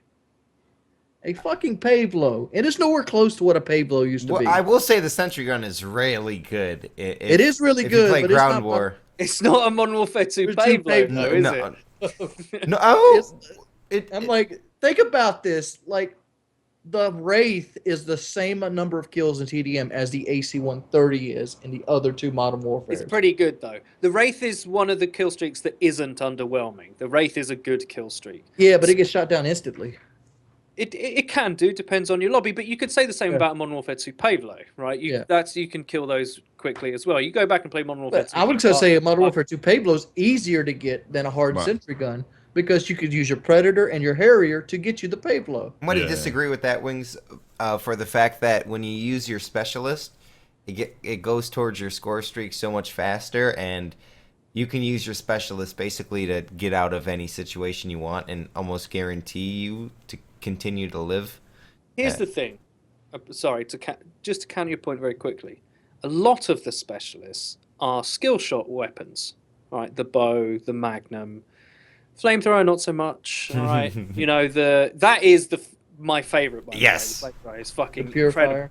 Like Mine's- the purifier mine's is high. amazing because even if someone fucking camps on you right in a corner and you just turn and you just barely touch him, he's fucking dead.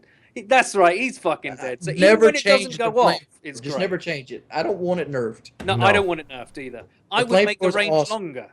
People should fear. Yeah, it a ain't that bad. People should fear a flamethrower. Yeah, it's fucking Definitely. great. It's fucking great. But my point is that most of the specialists are skill shot weapons, most of the ones that people use. And in a game with that much fucking flinch, dude, like, what's the point of having a bow that can, like, one-shot someone if someone can, like, haymaker you once, not kill you, just, like, tapped, like, oh, my shot's gone off. Oh, my shot's gone off. Skill shots shouldn't be subject to that. This is a reward, right, for my play, technically. It is all right, it's timed, but the best ones take ages unless you're killing people. And they're skill shots. So the skill shot ones should have toughness in them, I think. I think that at least the specialists, like, I shouldn't be firing my fucking golden gun at you and you can knock my shot off with a silenced SMG across the map. That's not okay. But that's just how I feel. Kill streaks over score streaks, for me, would make the game better. Or maybe have a choice for both. Like you can have an option, like they'll lower the value If it's a kill streak. if there's a kill streak, and then you can have a score streak. The value goes higher, but you can get it with objective play. Well, I think that they would say that favors people who prioritize kills in objective game modes. That's why score streaks were invented. It's because people complained in Black Ops 1, Modern Warfare 2, and all those games that players were playing objective game modes and not playing the objective because the game rewards killers, not objective players. In my system, everyone gets benefits, but they're not. My problem with Black Ops 3's kill streaks or score streaks is that they're too far away from the player in terms of the score it takes to get them, especially in Safeguard. That is fucking retarded. 50 points a kill, 10 kills for a UAV. You fucking kidding me? They're too far away and they're not good enough. The Hellstorm is a piece of shit. Oh my God. They nerfed it. Ugh. And the Oh Lightning my Strike is a piece of shit. No, How I about like the this? lightning strike. How about changing Annie up to lower the kill streak numbers instead of giving you like 50 goddamn points? It's an assist. Great. You're telling me that a perk that does essentially one thing is better than Scavenger? Yeah, it's Wait, fucking it's only terrible. should that's compete it. with It's only Scavenger. an assist. 'Cause I've been It's an using assist it. worth of points. Eddie, It's 50 to 75, but yeah. Oh, How about having point streaks and kill streaks, but you could only pick 3? You can only pick 3 anyway, right? Right. Yeah, but if somebody would think that I'm saying, how about have point streaks and kill streaks, but you will have like 6 of them. I'm talking about you can only pick 3. Like I you just can don't mix think- 2 point streaks up with a kill streak or 2 kill streaks. The kill streaks are definitely more lethal. Like UAV would be a point streak. Like the non-lethal stuff that helps your team out would be point streaks, and the kill streaks But you're from saying your it like gun streaks are will be like a and wraith they're not. or lethal. They Well, technically are they're the same principle as a kill streak. Yeah, If but they it's don't still continue streak. when you die, they're not support. Yeah, no, but it's streaks. It's streaks. If your point streaks, if you stop getting points, that's your streak ended, so you don't get it anymore. I just don't like the idea that number one, that the reward changes in each game mode. That annoys me. And number two, I think that here's my biggest problem with it is that the kill reward dynamic, the whole crux of why COD is popular, seems to be getting ever so further and further away. Like the reason why we played so much Modern Warfare 2, the reason why we played so much Black Ops 1 was because a fucking Blackbird was 7 kills with Hardline in Black Ops 1. 7 kills, man. 7. My UAV's 5 now. Yeah, and a UAV's 5, and they last for 30 seconds and always get shot down. Right? So the reason why we play is too far away. They need to bring it right back to where it's like 4 kills for a counter, 3 kills for a UAV. All right, a Blackbird is pretty out of order. 10 kills for a Blackbird. All right, sound fair? 10 kills for a Blackbird.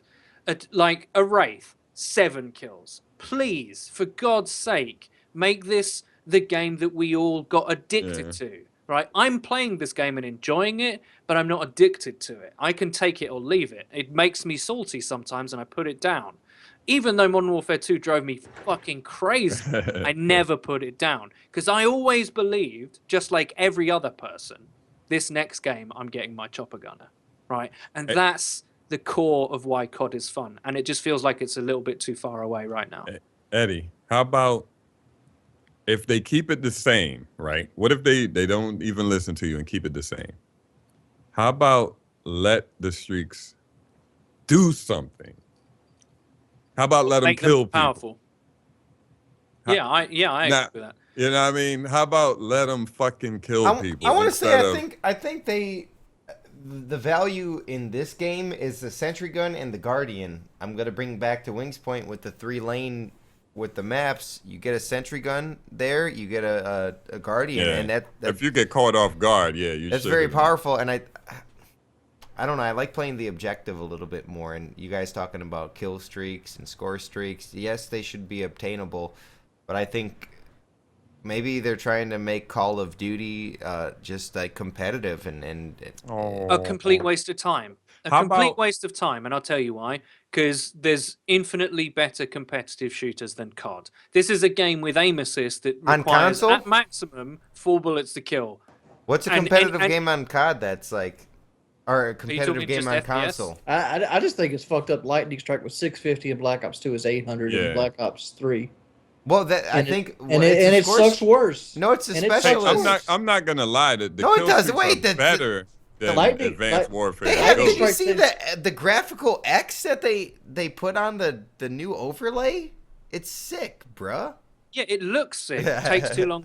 Takes too long to come in. By the time they come in, the guys have moved. So it's pretty much terrible. It's pretty much the mortar strike from Black Ops 1. They're going this way. It's I like it. I like it a lot. I got a 5-man the other day, and it's a mortar strike. Why not just give the mortars? Artillery strike. We will find them. The mortar strike was awesome. By the time they come down, they're already on the other side of the map. No, I think like in World at War. Have you guys been using the C4 at all? If you guys don't know, I invented the C4 back when it was called a satchel charged. I broke the meta. Black Ops 2, you know what happened there. And that all started with me. So do you guys have any opinions on the C4? I think the C4 is essentially the UAV of the game. Yes. It's kind of like a motion sensor. I think they buffed the C4. Sensor. It's better than before. Only plebs that threw it in the air and in Black Ops 2, those plebs are way gone. And now the good players are going to be able to come back to the C4 like myself and utilize it to its full potential. I use a sentry gun, a guardian, a C4.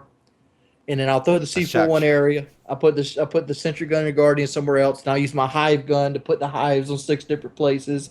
And then This is Black Ops 3. I love it. I love like holding down an area like that, and it's so satisfying if you can successfully hold down the area like that. Basically, if you guys don't know, the C4 now no longer can be thrown and be detonated in the air. People were using it as a grenade in Black Ops 2. If you guys played that game, you guys know what I'm talking about. Now you have to wait till it hits the floor, and then it's activated. There's a little like pop-up that'll say C4 activated, and it'll be ready to detonate. Actually, you can detonate it like a few seconds before. And then if a player will run by it, there'll be a pop-up on your screen in red that says someone's near your C4. And then if you're really fast with it, basically if you double tap square, you got to get the kill most of the times. So yeah, you can place it down in an area and like just have it be like a claymore or a motion sensor, and it'll alert you if someone's coming behind you. So it's really good in that respect in terms of detonating it, and like I think the stats are pretty similar. It's very powerful still. You can chuck it pretty decently far, and it still packs a punch. So I like the C4 a lot. I think they did a great job, and I'm happy with it. I was very scared when they said they were nerfing the C4, but don't worry. It's all good. Now the guns, I like a lot of the guns in this game. There's a And lot of usable guns in this game. Eddie, won't you tell them what you told us so they can get a good belly laugh?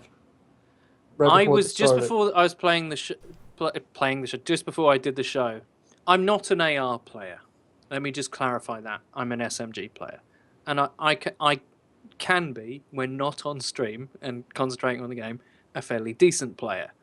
Now I used the XR2 just before I came on the show, and I didn't have stock and I didn't have anything, and I was just like getting wrecked while using it. Right, I was like 3 bursting people and shit, and dying to people with the XR2s and getting melted in one burst. It's like, this gun is shit. This gun is rubbish, and it's because I don't know how to play that role properly. I just run at people with whatever gun I have. I do it with the Gorgon and probably think the Gorgon is bad, right? I can admit that I was very salty before I came on the show. I shouldn't have played on my own in Kill Confirmed. It drove me nuts. Yeah, it's real. It's bad Gorgon- playing by yourself. Gorgon Rapid Fire is the most beast weapon in probably Call of Duty history. What is that? So two-shot Gorgon LMG. is an LMG. It's a 2-shot LMG. Oh yeah. Is that the one that go do do do Yeah, do yeah. do Yeah. do do? Yeah, Oh. with rapid fire, it doubles its rate of fire, so it goes do do do do do do do do do do do. You know what's And very that interesting? motherfucker, it will kill a guy before he realizes he turned a corner. The Gordon versus the Shiva, Shiva. they're very similar. If you spam as fast as you can on the assault rifle, it's a semi-automatic. Gorgon beats the Sheva even with high caliber, Yeah, because the Sheva has a faster drop off on the bullet damage. Because like for example in Breach has that hut in the middle, then it has like a wall, then across the way it's got like air conditioner ledge. You can't shoot all the way across that ledge in 2-shot with a Sheva. You can with a Gorgon. my problem with the Sheva, it feels like after you shoot the first shot, like it recoils, and then your aim assist is just like off for like a half a second. I always like trail behind a person with a Sheva. Yeah, so it's weird. I don't like. But I don't like that Gorgon, holy shit! Use the Gorgon with the Vartex sight. You are a god. I literally used that all day yesterday. My KD went from, I think it went from 3.03 to 335. I was playing gun game, and I picked that gun up for the first time. I was like, holy shit, what is this? I have to investigate. Yeah, Shit. It's It's pretty the good. it's the bar. from All World the at War. LMGs are great. It's the bar from World at I War with a wouldn't big know. ass I've magazine. never used. I thought it was the M60 from Black Ops 1. No, There's it's an the bar. auto burst light machine gun. Yeah, Wings made a video Yeah. on that, right? Yeah, the 48 Dredge. dredge. Yeah. So- See, Yeah, that- I like the auto burst factor. Like, there's an SMG called the Pharaoh, which is outrageously powerful for what it is. For what it's supposed to be used for, you can kill at much longer ranges than you technically should. Although I can kill people at medium long with a Cuda anyway, but this gun, the fucking Pharaoh, is like it's like the chicken, but it's like the bad juju from Destiny. For those of you out there that know what the bad juju is, it's like it feels exactly like that, and it melts. I like auto bursting. I think it's great. So If auto bursting. you just hold the button down and it does the burst as quickly as it can. Now, is there any like penalty for doing that rather than like tapping it? Is there? Not is that it I know smoother? of, no. Okay, I'm gonna have to check that out. I've been going. The automatic. XR2 is an auto burst. I don't know if the M8 is. I think the M8 is a genuine burst. The Amazing haymaker. genuine burst. The haymaker's a great shotgun, fully automatic. Kind of reminds me of a striker or like a AA-12. A better AA-12. Yeah, a is lot what I better would call it. AA-12. Like a AA-12 that actually has a punch. Like the AA-12 when you shot it before, it was like, I don't know, it didn't feel like you were doing It anything. recoiled too much as well. I love the Haymaker sound. It's the exact sound Ed 209's guns make. Yeah, it's a great sound. There's another shotgun called the Argus, which is very interesting. Now, It's a bolt action rifle. the Argus is a buckshot hipfire and a slug ADS shotgun. Now, it looks like a model. It's lever action, right? And there's two things that I think needed to be changed about that gun. There is no KSG in this game, right? And the reason why the KSG was so good was because in skilled players' hands, shitters couldn't use it. Only good players could use it. It could collateral people. You cannot collateral someone with the slug from an Argus. This is a problem. I think that needs to be changed. Number two, I think that the buckshot is incredibly weak on the Argus, but that's okay. I can kind of understand you're not supposed to hip fire it really anyway. But long barrel makes the Argus get less one-hit kills. Long barrel works really weird on shotguns. It extends the effective range, but lowers the damage. So your gun will hit marker further away is essentially the long and short of it, what will actually happen. That needs to be patched. So it seems, the shotguns in this game are not great. So long, Yeah. long barrel would work better with like fully automatic shotguns. Yes, it would work much better with the Haymaker than it would any of the pumps. Anything that can fire quickly, it's fine because you're doing similar damage. It's generally a 2 to 3 hit kill anyway. But like an Argus, like I want my long barrel to extend the effective range, thanks, not make it hit marker more. That's not what I want. With a slug, come on now. Every time it's I so came hard against... to do. It's like it's so hard to do compared to all the other guns in the game. Compared to like the Gorgon. Like think of the easy mode guns in this game, right? There's the M8, which is apparently amazing. The Man of War is great. The ICR is great. The XR2 is great. The AK is a bit shit. Cool. But a lot of the assault... The ICR is kind of OP. Yeah, it's really good. There's a lot of great assault rifles in this game. Look at the SMGs. The Cuda is fucking amazing. The VMP is great. The Vesper's good. The Pharaoh is borderline OP. What other SMGs are there? VMP? Yeah, I mentioned I was running around with the Pharaoh yesterday. The Weevil. Yeah, the Cuda. The Weevil is better than it was in the beta, but it's still not quite good enough. Not quite. Yeah, it's a hit marker machine. One thing I like about Black Ops 3 a lot, and they've been doing this with a lot of other CODs. My video just went live on this. I make a video every year. What's the best COD or the gun in COD? And I like this game because if I'm like running and gunning exclusively and hip firing, I would rather have a VMP. It's a SMG. I don't know. It feels like a Uzi, kind of like an old school Uzi, where it has a lot of damage. It's a little bit more uncontrollable, especially aiming down sights at a distance. So if that's my playstyle, running around, hip firing, I'm going to use that gun. But if I want to, do that a little bit, but chill out and maybe aim down sights a little bit more, I can use the Cuda, and then I can customize it if I want to even have more success long range. I can put a long barrel on it, or if I want to have more hip fire accuracy, I can put the laser sight. So I like that, how there's not a best gun in COD anymore.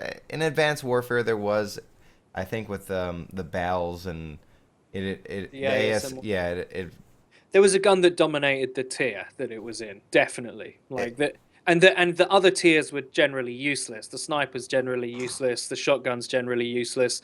The LMGs some of them were good actually, like the chicanery and stuff, but no one fucking used them. Like it was the Inferno or the Insanity or the ASM-1, and that was it. Those were the best guns in the game. In this game, there's so many different guns that are great.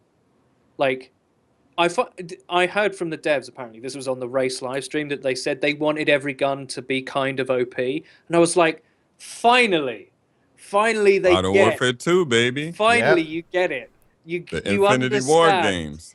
You know, like I would argue that every assault rifle in Black Ops 1 is pretty fucking good. Like the assault rifles are pretty fucking good in that game. Like name me a bad assault rifle Black Ops in 1. Black Ops 1. Infield. The Enfield Enfield's sucked. not a bad gun. Go back and use it now. It's a lot better than you think it is. I used It's it on ass. PC. It's pretty fucking good.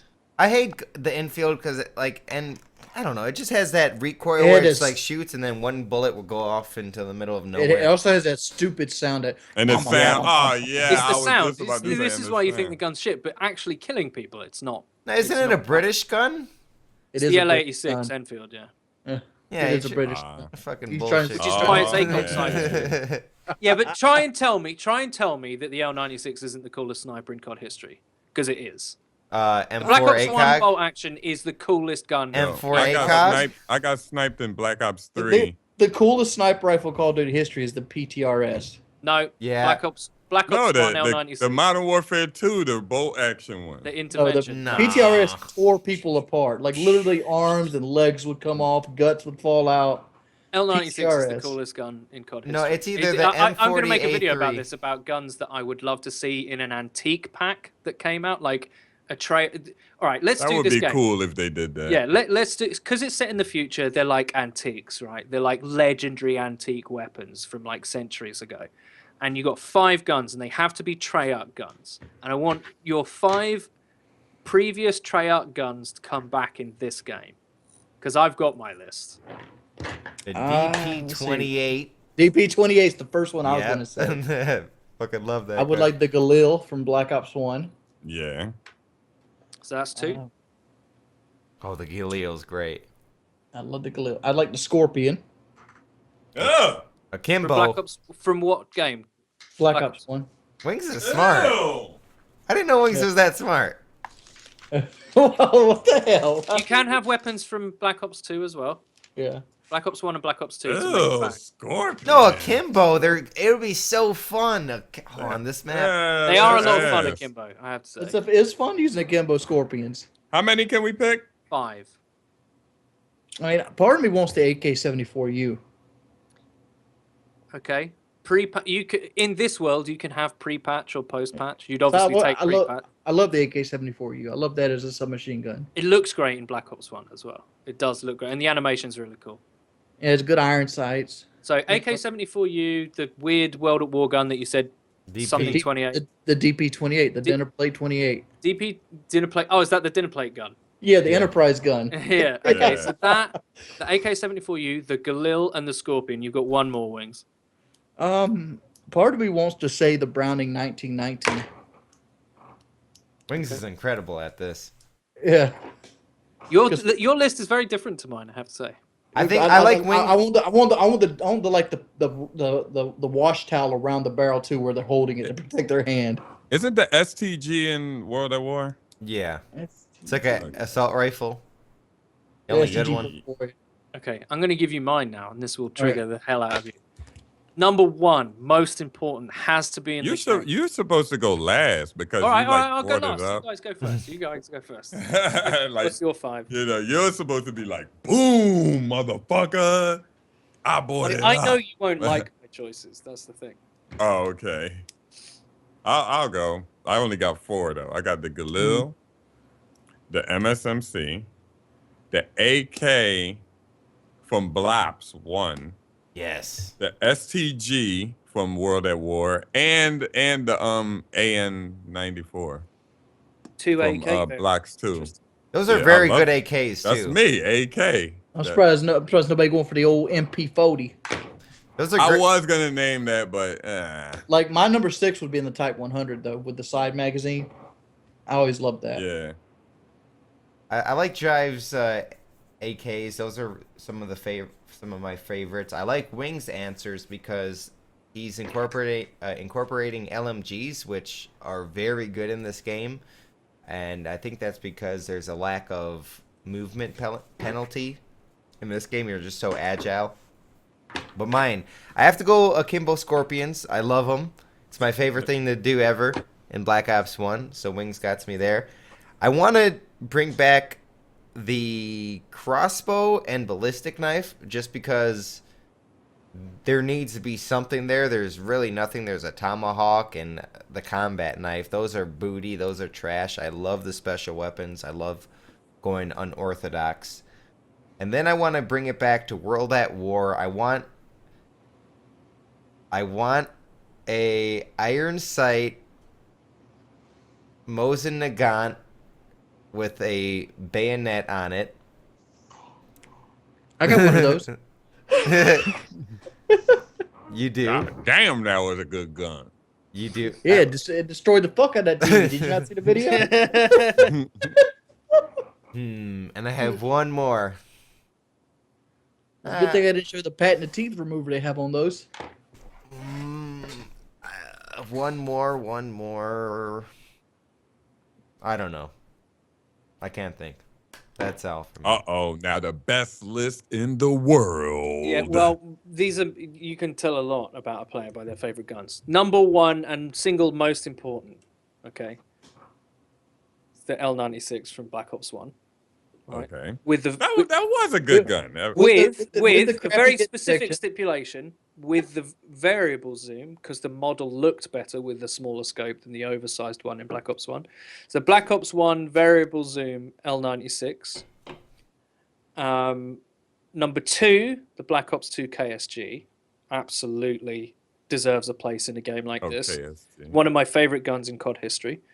The AUG from Black Ops 1, because it's the more skillful FAMAS and looks the nuts, and its reload was amazing, and it sounded incredible. Now, for an SMG, I think the MSMC is the best gun, but I would take the AK-74U for nostalgia factor. And I'm trying to think of one more gun that I would take, because this will surprise you. I will take the Black Ops 1 Magnum and put it in this. I was thinking about doing that. I like the Magnum. The Black Ops Akimbo 1 is Magnum really was good. fucking dank. Two It of was them. good. I- I was hoping nobody picked the Thompson. I'm like, I was gonna say We just got done with a game with the Thompson in it. It's called the Speakeasy, and the shit was Yeah. gone. Hey, right. There's another SMG in World at War that was awesome. It shot really fast. the Papa Shaw. Push. Yeah, the Papa PPSH. Shaw. PPSH 41. That was awesome. If you guys So don't know, those the are rate my of fire was favorites. like really high, and they had no recoil, and it was pretty powerful, and it was awesome. The sight was great too. Maybe we should do it like, I often thought, like, if you're going to do an antique pack, then you're going to have to do like one of every class. All right, so for me, the sniper from a Treyarch game is going to be the R96. The assault rifle would be the AUG. The SMG would be the AK-74U. The LMG, I would probably take the Stoner, actually, if I had to, from Black. Named after Eugene Stoner, the guy who created the M16. It's not a drug reference. Yeah. I'm The a Stoner is I'm one a of the best stoner, I'm a LMGs. stoner. Like, Yeah. ever. Ever. It's a great gun, dude. It's good because you can use it as an assault rifle pretty easy. Like it had the characteristics. I would say that the M60's up there too. The Black Ops 1 M60 is great as well, I have to say. I think it Wings doesn't agree, but I think it's like the Gordon. It was a two-shot kill at certain ranges, but it had way more recoil than the Gorgon. Yeah. Yeah. The Gorgon The is Gor- a laser beam. The M60 The Gorgon is is the place. bar. They're gonna recoil is that the junk. bar with a new. They're gonna recoil the shit out of that gun when they patch. because the bar was a 2-shot kill as well. I can see two, World War. some shit like that. But it only had a 20 round magazine. This one has a 50. Yeah, that bar I can sucked. see them I can see them recoiling it up. But it fires so slow that I think you can compensate pretty pretty easy. Yeah, but they're gonna probably make it kick a I lot. don't ever go full auto with the Gorgon. I use a semi-automatic. Can I say one thing that when I first got into COD, I sniped a lot, and the reason why the Black Ops, why the L96 has such a huge place in my heart is one because it was very difficult to do, virtually impossible when the game first came out, but the sound and the look of it really appealed to me. Now, when I first used it in Black Ops 1, I just noticed this little Treyarch's so good at the details, right? When it blacks out, there's a little ring around the outside that that bends the image like a lens would, like at the corner of a lens, like when you take a photo with a wide angle lens. It's just like distorts around the edge, and I thought that was such a nice touch that I was like, when I sniped in this game in Black Ops 3, I don't mind it being difficult, but I can't stand the new way that snipers are done, where their default scope isn't blacked out. Yeah. I prefer blackout scopes because otherwise I just feel like I'm using some weird ACOG. And I'm like, no, I want to feel like I'm sniping, man. There's immersion, dude. Immersion. I want to feel that, that Dum, dum. I want to feel that. It just puts me in the right mind frame. I want blackout scopes back. I'm really disappointed they didn't do it this game. No one cares about your dual rendering anyway. Nobody gives a shit. Oh, we can render the foreground and the background. Nobody cares, dude. Just fucking. Sniping is really good. I've been picking it up. I like that because they recently. give you they give you the mini map on this game. Yeah, that is nice. I just prefer blackout scopes, man. I think it's cooler. I think it looks cooler.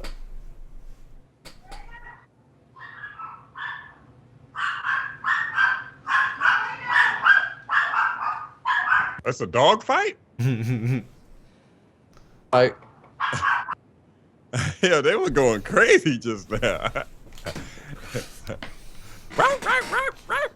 It's funny. It's like this is going to be the Black Ops 2 podcast, but I think it I needed know. to happen. It needed to happen. It was the game is out. Is going to be more opinions, so it's Yeah. good that we did this. so what? So we're gonna do Oh, podcast special. thing? Let's talk about the specialists really quick. We haven't really touched on Okay. that.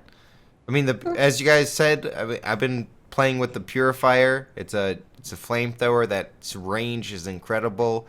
You can destroy people so easily by just like waving it like this is so effective. Like just back and forth destroys. And jumping is really useful with that specialist. Like you can What- jump and like spray, and 3 people be below you, and normally you die, but because they all die virtually instantly, you've suddenly got your next kill streak. If someone's camping in a room and you know that they're there, you can destroy them. Like you have the advantage right there. Even if they're aiming down sights, looking at you, you just come in the room, just fucking slanging that motherfucker, and you're good. I only tried the vision pulse and the time to ruin shit, and that's my boy right there. So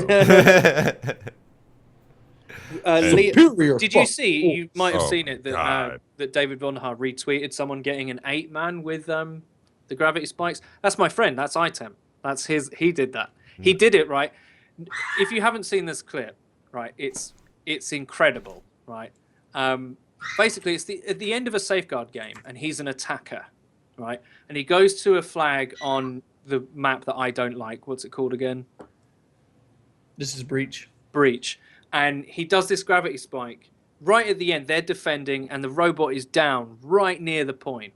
And he does this just as they all spawn, and he does this ruin shit, kills 8 people, and lands on the robot, walks it into the point with 2 seconds left. It is the clutchest play of all time. and that then was he Rich. said, "You have a good fucking day now." Yeah, he gets 2 quad feed medals. It's Nice. That's great. what's up. It just says 4-piece dinner. Yeah. Are you? Ask them to send you it post into it? the top 5 plays. I'm doing a top 5 Dude, plays. the Lad Bible, the website, ripped him off. They posted it on Lad Bible and Gaming Bible.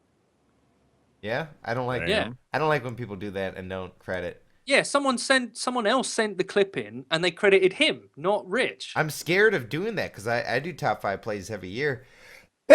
Bless. Excuse me. I was gonna bless Bless me. you. Anyways, I do top 5 plays every year, and I'm so scared that I'm gonna like not steal someone's clip on purpose, but someone else sends me a Sends clip. it in, yeah. So I have to do a little bit of research and whatever. I just kind of like before someone tried to copyright, like back in what was it Modern Warfare 3, someone like copyright claimed one of my videos or I used one of their clips, but they said I could use their clip. It was just a hassle, but yeah, Yeah, like why would you do that? if you could, Eddie, That's like fucking donating and taking your fucking money back. see if I could use that for the top 5 plays. I think that would be awesome. I'm trying to get more like YouTubers into the top 5 plays. I want to like. I feel like there's a lot of competitions, especially on like Twitch competitions, where if you're a streamer, you kind of get in, even though you probably aren't as qualified at being good at the game. I kind of have that same philosophy. I just want to put famous people in my top 5 plays. I have good clips. I mean, that clip seems that it would just be good on its. I think it'll be on its merits. I'm just wondering how there's like 8 people there. Nobody shot him. I know, it's crazy, right? Yeah, Oh it's yeah. like- Oh, did you ever get shot right at the ground? Well, Like here- literally right at the ground with the gravity spikes? Here's a gift of it if you guys want to look at it. It's crazy. It's absolutely crazy. Is this on Xbox One? No, PS4. Why didn't he add me on God. PS4 yet? What the fuck, Temp? See, he jumped from behind the wall. Yeah. He jumps Yeah. from behind the box. Yeah, the Well, he's box. also obstructed by the robot. They can't see him Yeah, okay. until it's too late. Literally until it's too late. Hold on, this is on Xbox? No, PS4. PS4, okay. He used to be my friend. He's still my friend on Xbox. Yeah, he'll add you. Yeah. He'll Yeah, add that you. John's sick. I used to play at Black the Ops time. 1 with him. Look at the time. Oh, it's 10 seconds left, not 2 seconds left. Sorry. But it's in overtime and it's to win. It's mental. Yeah, Superior fucking force. No, that's you have a good fucking day now. Yeah. Is that what that would be? Yeah.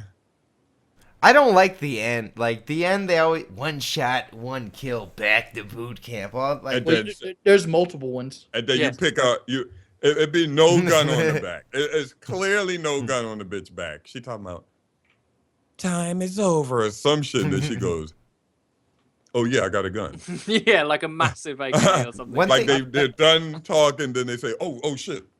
if you guys don't Yeah, know, I put a missile launcher on my guy just because of that. Yeah. if you He guys, pulls like One shot, massive one missile kill. launcher. I think a lot of people miss this. You can press triangle while you're over your specialist, and you can customize what Yeah.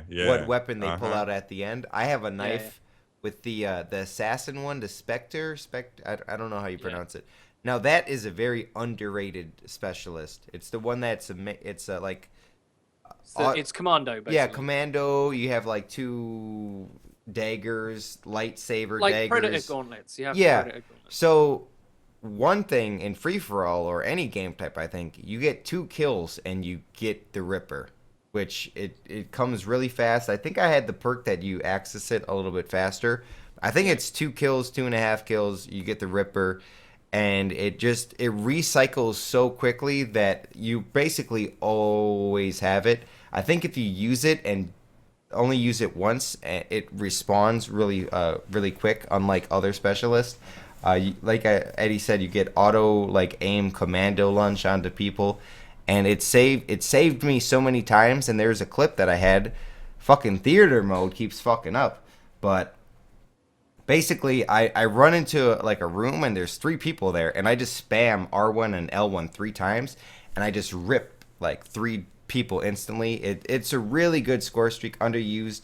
It's not good in terms of like, if you have like a war machine, you can play the objective a little bit more. Obviously, you can only knife people. But if you're like, I feel like it's almost like a specialist from Modern Warfare 3. It gives you like an extra perk almost, and it could save you in a close. There's some awkward engagements that it could save. I you think from. the other one he has is the better perk for what you're doing it for. Invisibility. It doesn't last long enough for me. Oh, it's not. The idea is it's supposed to save you once. Yeah. It's also Hey. good for clearing areas. Can we talk about how nice that that red dot is. I don't know the name of it, but it's this red dot where it's like invisible, where there's nothing there but the dot. ELO Ola. site or something? Yeah, Ola, yeah. Oh my goodness.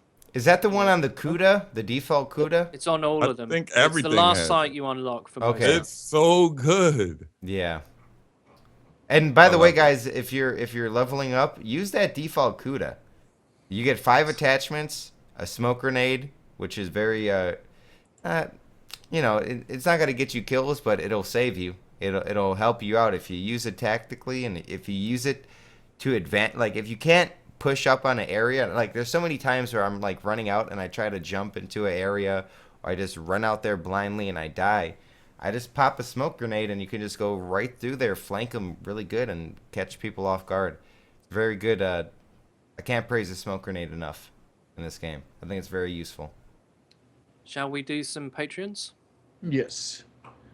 All right. We have a big ass backlog of Patreons right now. We're still at 68. Almost that golden number. Almost one more for that golden number. Who's going to be number 69? You will forever Don't be save number her. 69. And be straight, please. Be straight. All right. We're going to read 5 of them. I'm going to go up, well, maybe a little bit more because some of them are short. Perry says, anyway, can I request a 5 to 10 minute Eddie ramble on the... Well, we've already did that one. Let's see. All right. Brandon says he just increased his patronage. Love the podcast. Keep it up. Thank you, Brandon. Thanks, you, Brandon. Thank you. All right, Brandon, again, you guys asked in the last podcast for more comments, so here I am. I finally have this red support banner next to my name. At the moment, I'm watching Eddie's dank Star Wars stream, and I'm wondering how Skype thing is scheduled. Do you think of having Guns for Hire or I'm Amber Zell on as a guest? Question: Would you rather make your internet browsing history for the last 12 months accessible to anyone for a year, or give up the internet for a year? I'll have another question ready for next week. I think Guns would be a great guest. I'm not sure exactly who the other person was. I think I missed it. I can't live without the internet. So I mean, what's the worst thing I looked up? I was watching pimple videos yesterday, like people popping like cysts and pimples. Yeah. Like I'm with White Boy. I think like Dr. Pimple Popper is like the worst thing I would look at. I mean, there's just a lot of porn on mine. Did you? I don't Yeah. care about that though, because I know if a straight man watched it, they'd be like, "Hold on a minute." Like, oh So shit. I don't care. Yo, did you see the one with the guy with the pimple on his back? Did we show that on here? I think He had like this big ass something on his A back and cyst. they busted. there's a lot of those. Yeah. There's a lot of. I don't know how. I Like- guess that skin that like is liquid skin or some shit. It's like pus. Yeah. That's what that shit is. I've been watching people like clean other people's ears out with like really bad wax buildup and shit. Yeah, I just watch porn though. I mean, like, there's really nothing that wouldn't be on your search list to begin with besides that. Yeah. Yeah. As far as the hangout, we haven't done a hangout yet, and we're kind of bad with that. We're supposed to do it. We don't really know what platform to use it, where only Patreons can join. We did get the DayZ server. Yeah, and I was about to bring that up. so I mean Like, we we're gotta- moving. We're let you know when we figure it out. But I think the main benefit of the Patreon is getting the show early, and we do send we'd send a few T-shirts out already. But yeah, we're it's Black Ops 3 just came out, Star Wars Battlefront. The last few months we've been waiting for these games. We're just I don't know. I don't know what to Hey, say did about y'all see the emblems that guy created? Did you see it, Eddie? the Joker? I saw someone tweet a Joker. No, that was really good. of us. Yeah, Oh. I've seen it. Yeah. I haven't seen it. They were pretty good. I'm trying to find them likes. Oh, there it is. Here it is. How do I get the link? Copy link. All right, here you go. And if you want DayZ server access, I think this the server, if you want to gear up on it, it's what's it called, Jive? Brain buckets. We'll put it in the description. I can't vouch for Jive. I didn't get one. Look at my fucking face. I like that shit. Let me see. They should change your They should change your shirt to another color though. Yeah. But that he's emulating my little avatar thing. You did really good on I- your face. Yeah, I did my Mega Man one in Black Ops. That's what I have. Yeah. Magnificent Rob, RSK. Yeah, he did a good job. Magnificent Rob. Thank you. All right, here's a good question. This is from Morgan Hawks. Best podcast ever. I watched White Boy and Wings on YouTube for a long time now. Jive and Eddie are great as well. Okay, so what do you do if you're out of town and someone pulls a gun on you? What do you say? Some dude pulled a gun on me while I was trying to help him after he crashed into a tree. He was so drunk, I just stalled him until the police arrived, and then he tried to hide the gun in my truck. Rip. Oh, Well, I shit. don't know because I'm not You American. kill him. I've had a few times the gun's pointed on me, and like, I'm gonna let you know this: if you're gonna point a gun on me, it's not gonna scare me. And I'm not trying to sound like a badass. I'm not gonna try to sit or sound like I'm like this James Bond type character that's been in the line of fire so many times that he just doesn't affect him no more. I'm just numb to it. It's more along the fact that I'm a 400-pound man that doesn't really give a fuck about his life for the most part, and you would probably piss me off more than anything else. Because I've been armed robbed at a Scotchman, a movie gallery, and Domino's. So I've been armed robbed 3 different times. So each time they've had a gun put on me. The Domino's one was a shotgun. And Oh gosh. You wasn't scared of a shotgun? that was the 3rd time at that point. I'm like, what are they going to do? Take my money? Yeah. I was like here, take the fucking pizza. Here, I got like $20 on me here. It's like I'm not going to be trying to throw my life away over Domino's money. Fuck that noise. Oh hell no. Like you need me to call back, get you some more pizzas. What do you The want? same thing. I just picture someone robbing Domino's and then making like an awesome pizza, like a like 2 crusts, like whatever the fuck they want. Yeah, but out of town ain't much. He said out of town, right? Where? No, He we said was if you're out of town and you get a gun pulled. Oh, you're out of town. That was the It would question. it would be the same thing. Yeah, it'll be the same thing. But mean, like, in that all you can do situation- is, In that situation, I'm like, what the fuck you doing, dude? Put that shit away. I'm trying to help you. It seemed like that guy was a fuck boy. Like he got drunk, pulled out a gun after he crashes. Like you do have to talk him out. love of it. that Like, term. yo, like what are you Fuck doing? boy. I'm trying to help you. Always put help in there.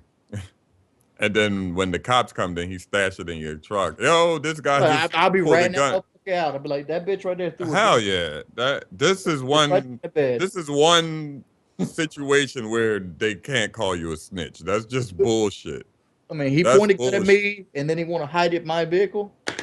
No, That's no. bullshit. That's Yeah. not snitching. If you think, oh, they're gonna say I'm snitching, that's just him being a dickhead. I'll I snitch don't know quick that as fuck. I ain't fuck. going to jail for Something, his ass.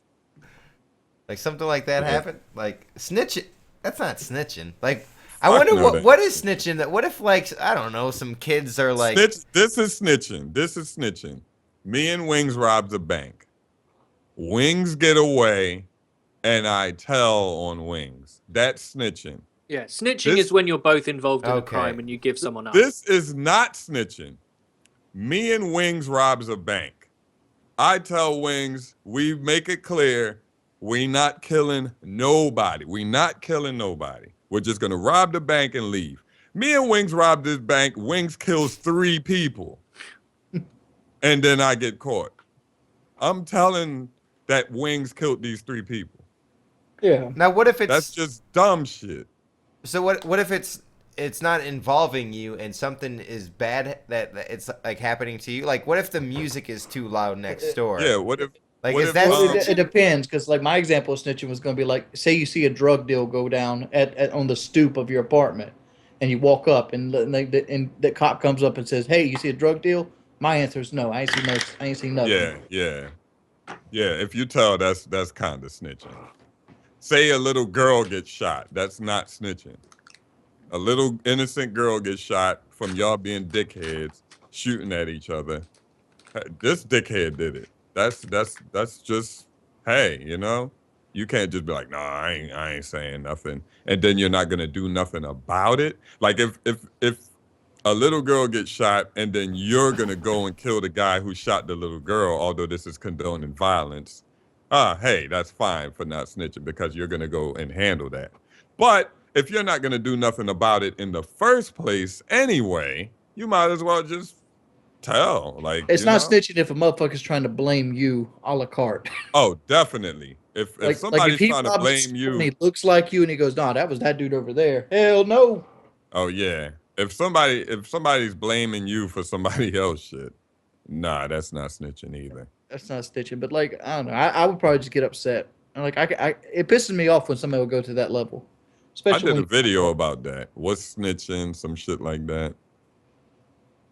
I think if you go into something with someone and you happen to get caught and everything went the plan, or obviously getting away was the plan, but everything goes in order to plan.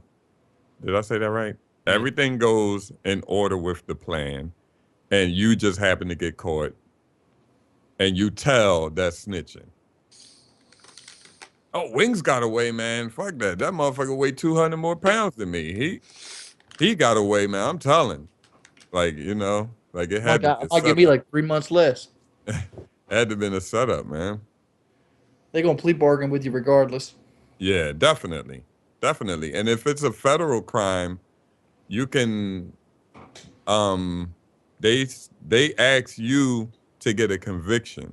It doesn't even have to be snitching.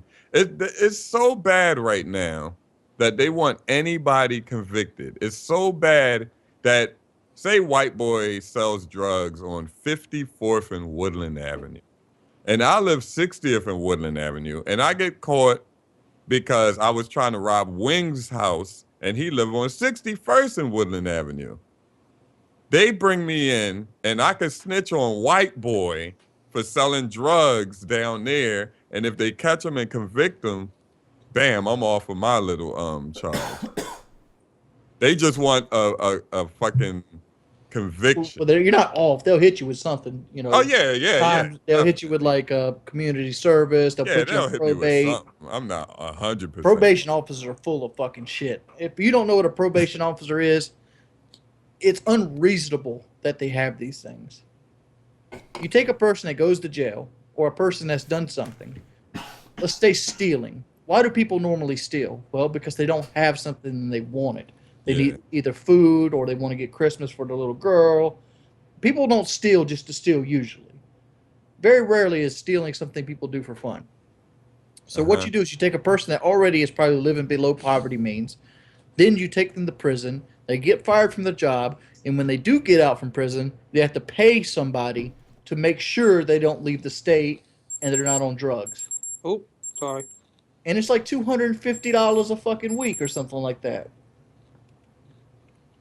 Did you hear about the guy? His daughter had cancer, and then their insurance got canceled or something, and then he robbed a bank. I did hear about this. Yeah, that's so bad. That's so sad, man. He robbed a bank to pay for her chemo and stuff like that. Like they weren't gonna give her the chemo. Yeah, it was like $4,000 a week or something Yeah, ridiculous. something crazy. That medical man. system, my health insurance is up at the end of the year. I have to change. Well, it's not up. My plan isn't available. And like when I got surgery for my eye, I had insurance, but like that was like $100,000, and like what the fuck? Right? Where do you come up with these Dude. numbers? Dude, I've been sitting the last 2 weeks through basically swollen tonsils, which I still got infection in my navel cavities. So if I sneeze, it's like painful as hell. And that's because I couldn't afford to go get coverage for this tonsils.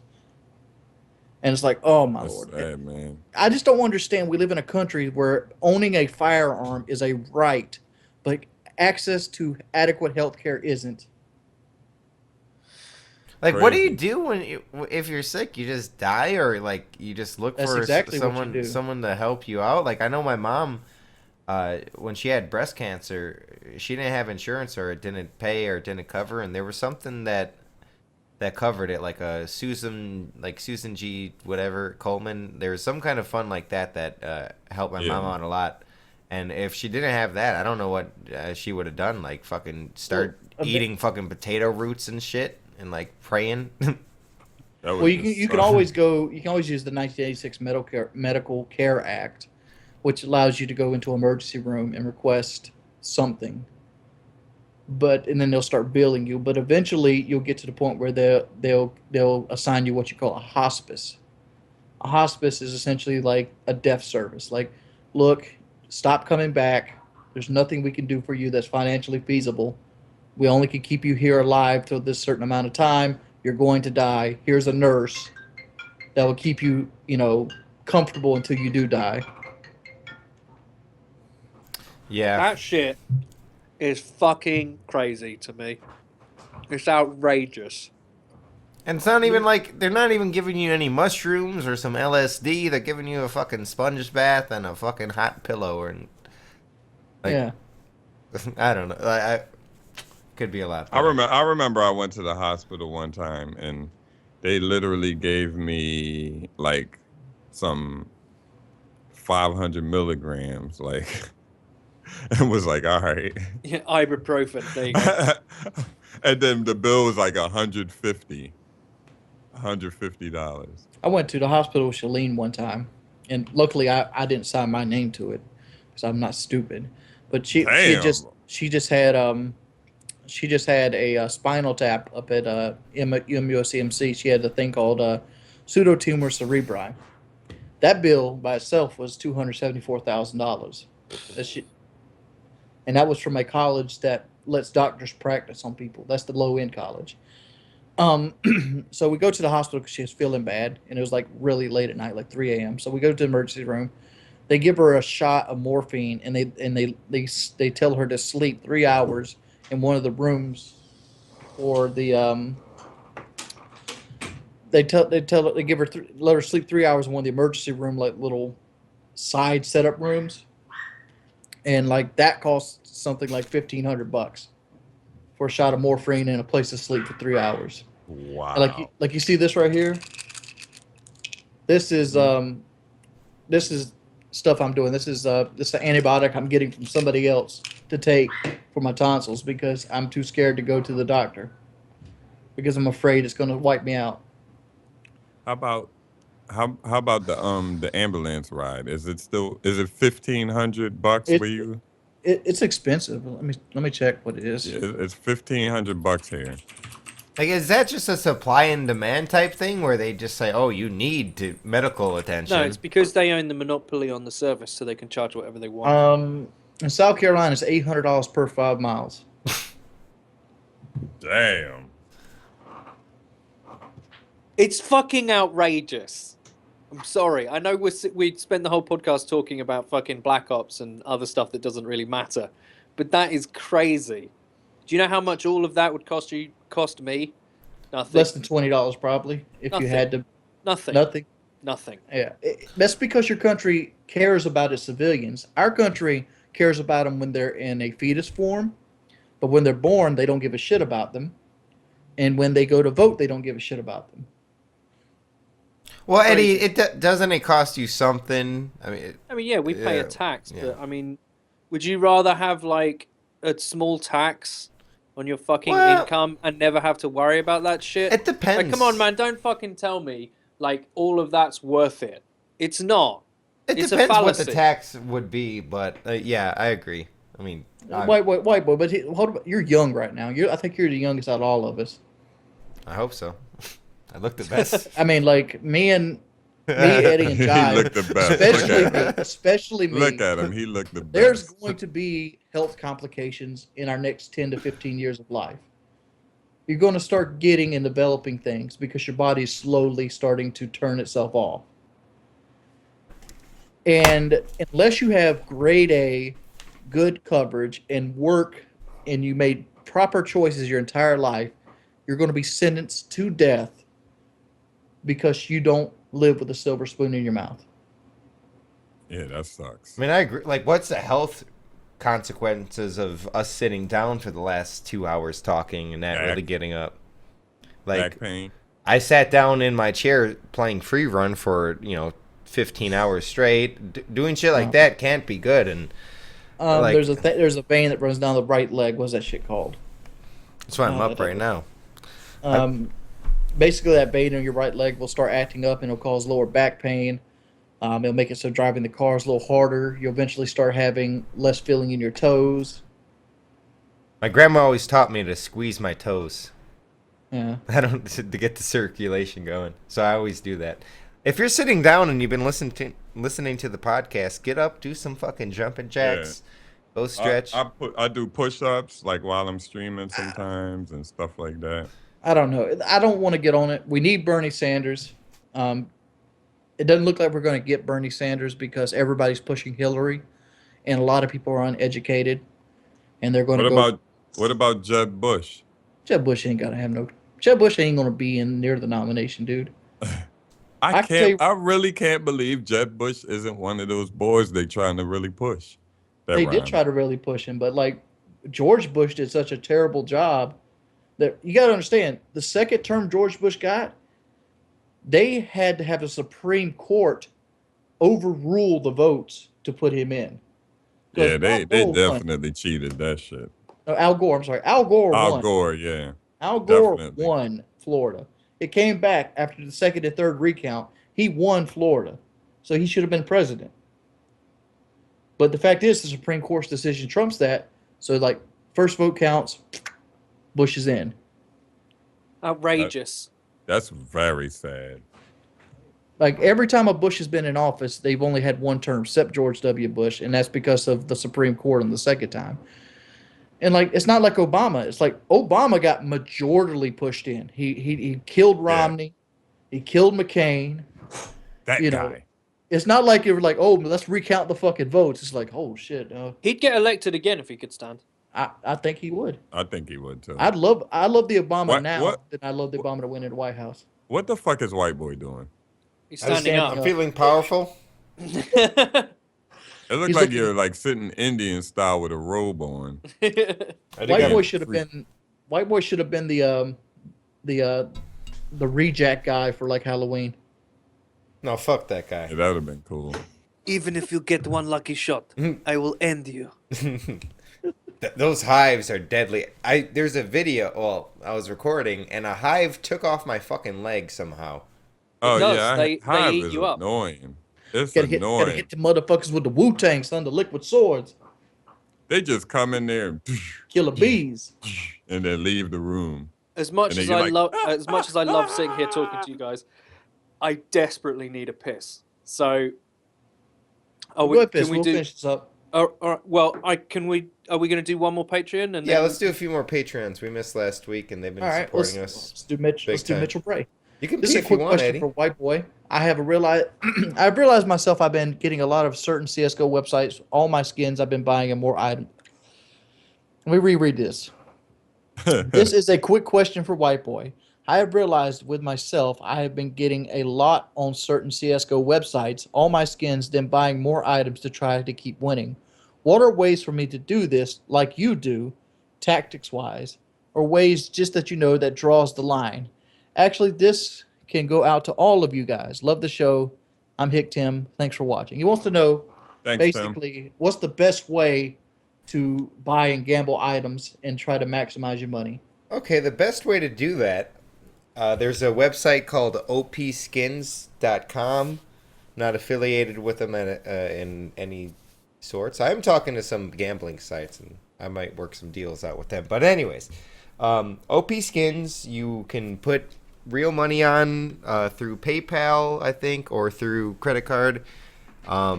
It takes you have to verify your information with like your driver's license or a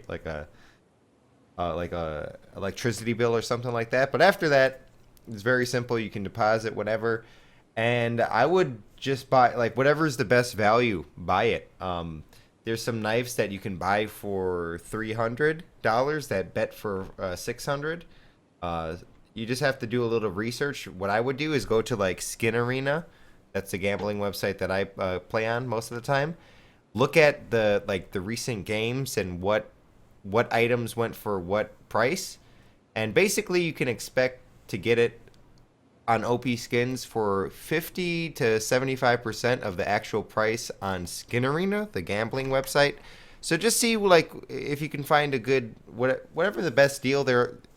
It's a marketplace. There's always going to be good deals, different deals. I can't really tell you what's the best one. I can tell you they're usually 50 to 75% you get for value. So I like bet just if I'm like starting fresh, buy a big knife, and if you lose that, if you lose your big bet, well then you're fucked. But that's gambling. Or you can, if you don't want to risk that much, buy a whole bunch of like op Asimovs. They're about $40 each.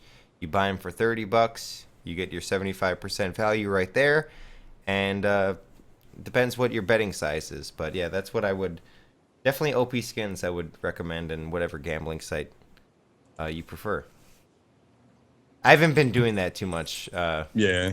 I've been kind of slowing down just because there's so much COD supply drops. We haven't talked about that on Black Ops 3. I want to say I did get an epic on the what's that assault rifle that's good? The ICM8 one. I see.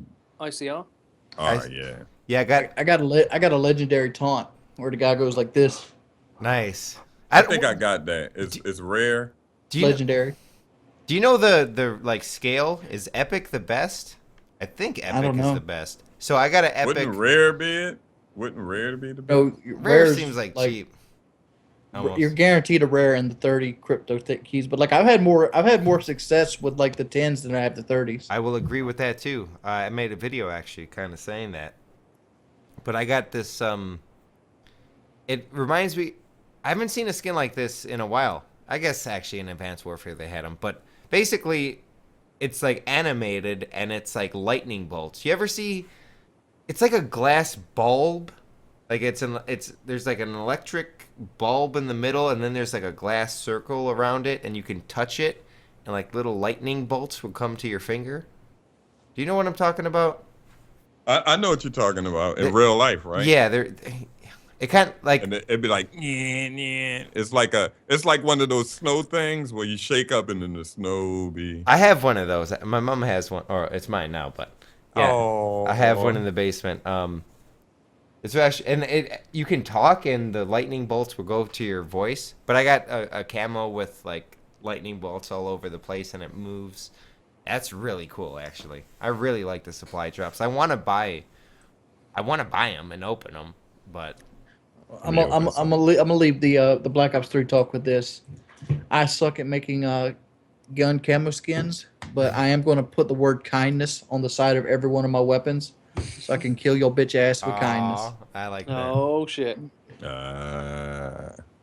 Any more I patrons? want that guy to send me that emblem. Can't you send emblems Yeah, and you trade can, them? And Well, you can. Yeah, that I don't think that's working yet, but you. Will It's be not able working yet, but you should be able to download like the popular ones and stuff. that would be hot. Okay, guys. Was that it? We did a Wings? podcast show this week. We Sorry did. about We last got it week. done, did. boys. Yes, we did. I just want to apologize again to the viewers and you guys in the call here. You guys were there, and I didn't look at the chat, and I don't know. My bad on that. And I kind of slipped up too, because like I had a fever last Friday, and I was like, oh, like when White Boy was doing the wall run, I'm like, I'm just going to bed. well, I mean, you woke up, and I should have been there, like while you were there. I mean, we were there ready to play zombies afterwards, but I can't expect you to. Yeah, when come zombies, We should do that, yo. I really want to play zombies with you I guys. had a chick was coming over at what we start 3 something like that. I had a chick coming over at 6:30, and then it was 6:30 when y'all wanted to start, and I forgot. And then my phone rang, and then she like, I'm outside. I'm like, fuck. No Then worries, that's man. when I disappeared. Should we play zombies this week? I'd love to actually. I'm down any day. Just let me know. It'd be nicer if we do a little earlier. Oh. Yeah, we do it like early on.